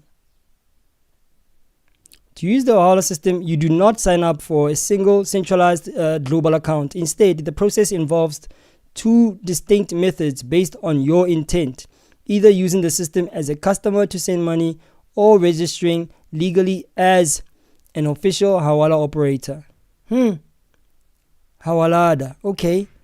If you are a customer sending money, using Hawala as a customer is trust-based and informal. It requires zero registration or paperwork on your part. To execute a transfer, locate a broker. A broker being a Hawalada, right? Locate a Hawalada. Find a local Hawalada, usually operating out of a local culturally recognized exchange shop, gold soak, or trusted community business. After you find this brew, you provide details. Give the broker the cash you want to send, along with a nominal transfer fee. Yeah, it reminds me of Muhuru. Mukuru. Reminds me of Mukuru. You will share the recipient's name, phone number, and location. Okay. You collect the code. The broker will give you a specific password, token, or reference code. Yeah. Notify the recipient. Contact the recipient and give them the code that the Hawala gave to you. Yeah, they will take it to the broker's partner in their destination country to collect the money. Heban. Chat, we are inside the operations of the Ethiopian mafia. We are breaking down how the Ethiopians operate business in the country and literally go behind SARS and behind everything else, right underneath everyone's noses. Blood clot. We're cracking the code.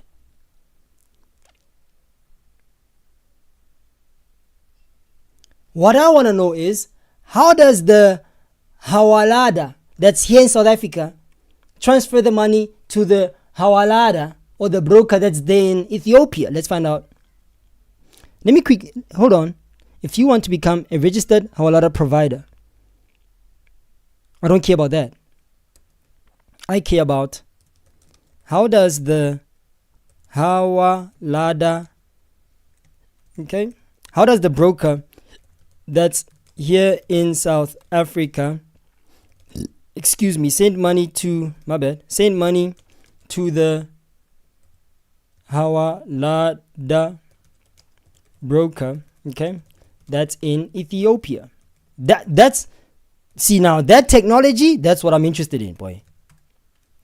Because it's not a banking system. The Hawala system relies entirely on trust and networks of personal relationships. No physical cash is moved across borders. Here is exactly how Hawala in South Africa settles a transaction with a counterpart in Ethiopia. Let's find out. The handoff. You give the South African Hawala cash with South African rands in Johannesburg, along with the recipient's name, phone number. We already established this already. The communication, cool. The South African broker calls, messages, or uses a chat app like WhatsApp to notify their partner there in Ethiopia about the transaction, providing the recipient's details, blah, say, blah, such and such. Cool. Here's how the payout works. The Ethiopian broker then dispenses the equivalent amount in local currency, which is the Ethiopian brr. So the Hawala bro there in Ethiopia takes his own personal brr and gives it to the recipient or the person that I'm sending the money to, directly to your recipients via cash pickup or a mobile wallet, like an e-wallet or whatever it is that they use, such as the Hello Paisa. Cool. I want to know the Hawala that's here in Johannesburg. How does the Hawala here in Johannesburg trust the Hawala there in Ethiopia, or vice versa? That's what I'm trying to figure out, because clearly they did not send the money to the Ethiopian Hawala brew. That's not what happened. The settlement. Here's the interesting part. I like this part. Listen closely. The two brokers keep a running ledger of who owes who. They settled their balances later using methods like informal swaps, counter trade, or moving goods between the two countries. This is genius, bruh. This is genius. What the hell?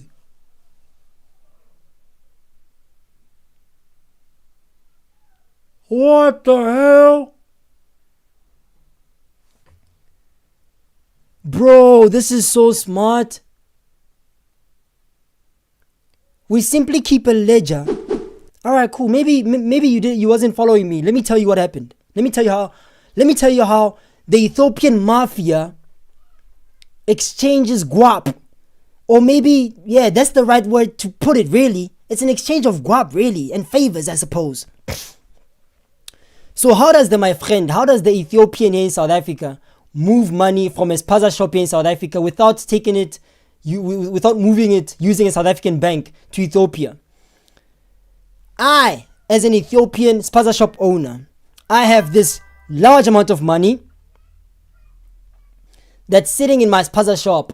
I want this money to move from this Spaza shop to Ethiopia. How do I get this money to go from here in South Africa to Ethiopia? I do not want to use Standard Bank. I do want to use any formal bank in South Africa, because those ones, complicated. They're gonna take my money. They're gonna text me those ones. So I do not want to use them, Bruce. You know what I'm gonna do? I'm gonna go to a broker that has connections in Ethiopia. Yeah, this guy is based in Johannesburg, for example. I go to this guy with this bag of money. Oopsie. This is the money that I want to send to Ethiopia. I take this cash that I made from my Spaza shop here in South Africa, the illegal Spaza shop that I'm running here in South Africa. I take this money to the broker, or what they call Hawala. I say, Mr. Hawala, I want you to give this money to my Ethiopian friend there in Ethiopia. Okay? But I'm okay with giving you a fee, a small fee. The Hawala, the broker, charges the sender a small fee to get the money into Ethiopia. Cool, no problem. The Ethiopian or the Hawala broker takes the money. He calls his friend in Ethiopia, the receiving Hawala, the receiving broker. He says, hey dog, I just got a client here. He gave me, for argument's sake, 20,000 rands in rand value. I'm holding on to it right now. So do me a favor, you my boy. Please give the equivalent of 20,000 rand, which is maybe arguably what? 100,000 brr, because that's the Ethiopian currency. It's called brr. Give him 100,000 brr. But who are you giving this 100,000 brr? The sender said you must give it to Tabiso. There's a brew called Tabiso in Ethiopia. Let's give him an Ethiopian name. Mohammed. I don't know, bruh. I do not know Ethiopian names. So let's just say Mohammed. He asked you to contact Mohammed. And Mohammed's details are this, that, and the third. Give Mohammed the equivalent of 20,000 rands. Your money. You my boy. You know we boys. I'll owe you a favor. I'll pay you back. I'll find a way to pay you back. But as my boy, please give Mohammed the 20,000 rands there in Ethiopia, but convert it into our currency there in Ethiopia. He says, no problem, dog. I'll do exactly that. I'll just keep it in my books that you owe me 20,000 rands. He writes it down. My Hawalada or my broker friend there in South Africa owes me 20,000 rands. The Hawalada broker brew there in Ethiopia, he calls the receiver of this 20,000 of the 20,000 rands. He says, hey bruh, there's somebody in South Africa who says I must give you 20,000 rands or the equivalent of 20,000 rands in our own currency. Brrr. Take it. He comes to collect the money from the broker, or they send it, however it is that they send it, by using an app maybe such as Hello Pesa as an example, or the South African equivalent of what? I don't know. What's an informal? Oh yeah, no. But this one is formal in Ethiopia though. So it will be the equivalent of an e-wallet. He sends an e-wallet to the receiver of this money. But his South African friend, the South African broker owes him 20,000 rands. So how does an Ethiopian, guys, this shit is so fire. How does the Ethiopian in Ethiopia send money behind the back of the banks or the SARS or the equivalent of SARS there in Ethiopia? He goes to the same Hawalada brew. He goes to the same Hawalada broker that's there in Ethiopia and says, look, I have 1,000 brr, the currency of Ethiopia. I have 1,000 brr that I want you to send to somebody there in South Africa, but I do not want to use the banks. So take this 1,000 brr and send it to my Ethiopian friend there in South Africa. The Ethiopian Hawalada broker takes the 1,000 brr. He calls the South African Hawalada broker that's based in Johannesburg or anywhere in South Africa. He says, hey dog, I just got a client. He wants you to give this 1,000 brr to the South African friend that they know there in South Africa. He says, fine. The South African Hawalada broker says, fine dog, I'll do that. But the Hawala guy or broker there in Ethiopia does not have to send this Hawala guy that's here in South Africa. He doesn't have to do that. Because it's his friend. The Hawala broker in South Africa writes it down to say, the guy, my Hawala friend or my Hawala broker that's there in Ethiopia owes me 1,000 rands or 1,000 brul. So let's say when you convert the 1,000 brul into South African rands, it's what? Maybe 500 rands. He notes it down that it say, my friend there in Ethiopia owes me 500 rands because I'm going to give my personal 500 rands to this Ethiopian that's here in South Africa. Are you guys with me? So now, when they sit down or when they call each other and they figure out exactly how much they owe each other, as far as the Hawala or the broker that's in Ethiopia with the one that's here in South Africa, Johannesburg, when they sit down, they like, okay, cool. This month, I had a client and you had a client. Your client was sending 500 rands into South Africa from Ethiopia. And the client from South Africa was sending 20,000 rands to the Ethiopian brother. So, I, as the one who's based here in Ethiopia, you owe me 20,000 rands, right? Since you owe me 20,000 rands, and we had a client that transferred or was asking us to transfer 500 rands of our own money, that means I'm going to subtract the 20,000 rands from that. I'm going to subtract the 500 rands from that 20,000 rands. Therefore, you no longer owe me 20,000 rands, the broker there in South Africa. The broker there in South Africa no longer owes the broker there in Ethiopia 20,000 rands. Now they owe them 1,000, what am I saying? Now you owe them 19,500 rands. And the business just continues on like that, on a trust basis. This is crazy, bruh. Genius. So you might be asking yourself, if they're not sending physical money all the way to Ethiopia, how are these two brokers gonna settle their debts together? Right? So this is how they settle their debts together or between one another. Where is it? The settlement. It reads that the two brokers keep a running ledger of who owes whom. Again, I already explained that. Now you no longer owe me 20,000 rands. Now you only owe me 19,500 rands. Are you with me? Are you listening or paying attention? This is genius, bruh. The two brokers keep a running ledger of who owes whom. They settle their balances later using methods like informal swaps. I'd imagine an informal swap could be the equivalent of send my mom there in Ethiopia guap, because this month I see that you owe me money. So just go buy my mom a couch. You know what I'm saying? Counter trade, okay, I just described counter trade. Buy my mom a couch in Ethiopia. They just take the balance that you owe me, buy my mom a couch with that money. Okay? Informal swaps, I don't know what that could be, really. Maybe, I don't know, man. Maybe they swapping, maybe they shipping out a couch in South Africa to Ethiopia and he's bringing back, I don't know, dude. A purse? Whatever. And they sort out the differences that way, I don't know. Or moving of goods between the two countries. Genius. You might be asking yourself, how are these two brokers or how are these two Hawala brews making guap via the transactors of these funds? Well, they're charging them a small fee. It already told us here. Okay?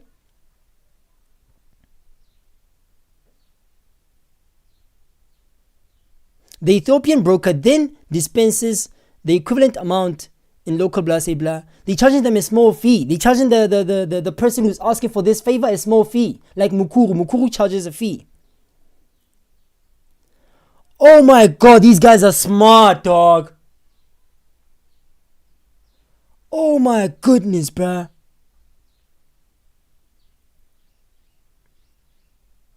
I've always wondered how Ethiopians send money back home. It's a trust thing. If you trust me and I trust you, then we can just transact together. No problem. Wow. They'll never pay taxes. Leaving our economy. But here's where the danger peaks. To keep those prices dirt cheap in the Spazas, the National South African Reserve Bank. Income tax. Where does the money go? It doesn't touch a local bank account. They use the Hawala system, an informal, trust-based money transfer network that moves across borders entirely under the radar of the South African Reserve Bank. Bro. There is no paper trail, no tax. It's just untraceable cash leaving our economy. But here's where the danger peaks. To keep those prices dirt cheap in the Spazas, the National Consumer Commission inspectors have reportedly raided shops finding unlabeled meat, products written purely in foreign languages, and heaps of food sold way past its expiry dates, completely violating the Consumer Protection Act 68 of 2008. Selling expired chips to school kids isn't a discount. It is dangerous. Is it pure survivalist genius, or is it totally destroying the local South African businesses? Let's get into that, okay? Selling of expired meat. Recently, there's been a businessman here in South Africa who got caught selling expired meat. How do I know this? Because Elentle posted about it. Give me a sec, I'll find it just now. You do feel what I'm saying? Here it is.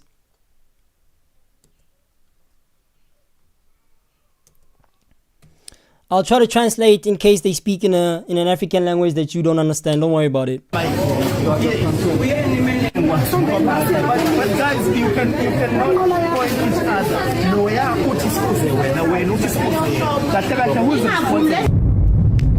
Let's go.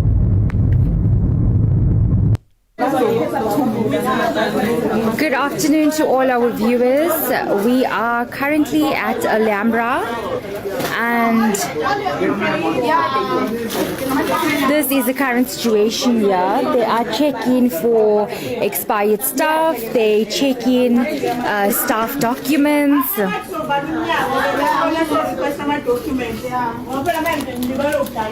we have the documents? Where's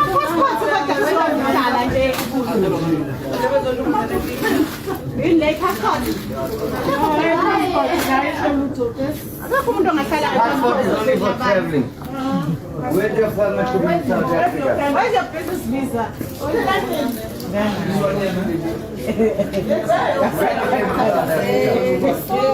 So in this situation, Home Slice can give them an asylum. He can give them a refugee permit. He can say, look, I'm a refugee. And now they're going to ask him for a business visa. He can say, I don't need a business visa to run a Spaza shop in South Africa because I'm a refugee. I'm allowed to run a Spaza shop as a refugee. He can literally get away with it. Literally. You guys are late. If you just got into this live stream, you're late. We already established. Go back in the live stream. Go back and watch in the live stream exactly how we already established that asylum seekers or, refugees can run Spaza shops in South Africa. He should not give them his passport, because if he gives them his passport, it's not valid. It's not enough, chief. You must have a refugee status or be a refugee to run a Spaza shop, chief. You can get away with it. The laws of this country are bad. Then again, it's understandable, because what else are they supposed to do? Because a refugee cannot go work in a South African business, because that'll be simply prioritizing or neglecting the South Africans that are unemployed. South Africans are the ones who are supposed to be working in jobs, not refugees. So a refugee has to survive at the end of the day, because going back to their country is not an option. Passport is only for traveling.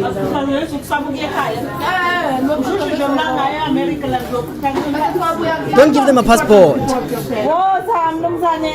Hello.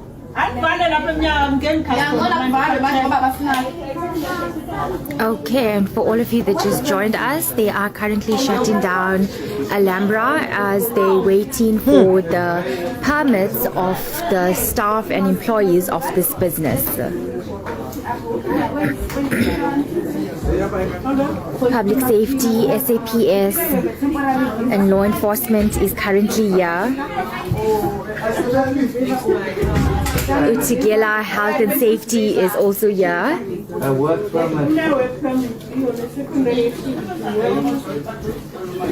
Sorry, sister.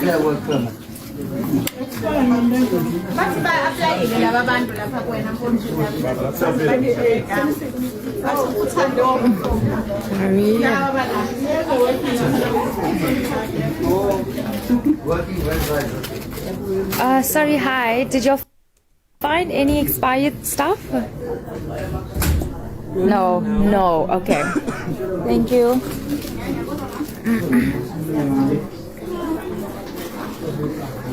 Nah, we're not gonna waste time with this. It's too long. It's like 50 hours long, like that. So I'm just gonna continue on with the expose. Can South African Spaza shops that comply with every business law and regulation of the municipality compete with these under the radar, off the grid money laundering businesses owned by Ethiopians? It's not gonna happen. They can't compete. So guys, literally, that's how it works. That's how they siphon money out of this country into the Ethiopian market. Crazy, man. Wow. Dude. Yo. I am mind blown. I won't lie. Anyway, I'm done. Catch you guys on the next stream. My name is Brian Seven. Click the like button before you leave. Make sure you click the subscribe button as well. I'd really appreciate it. Deuces.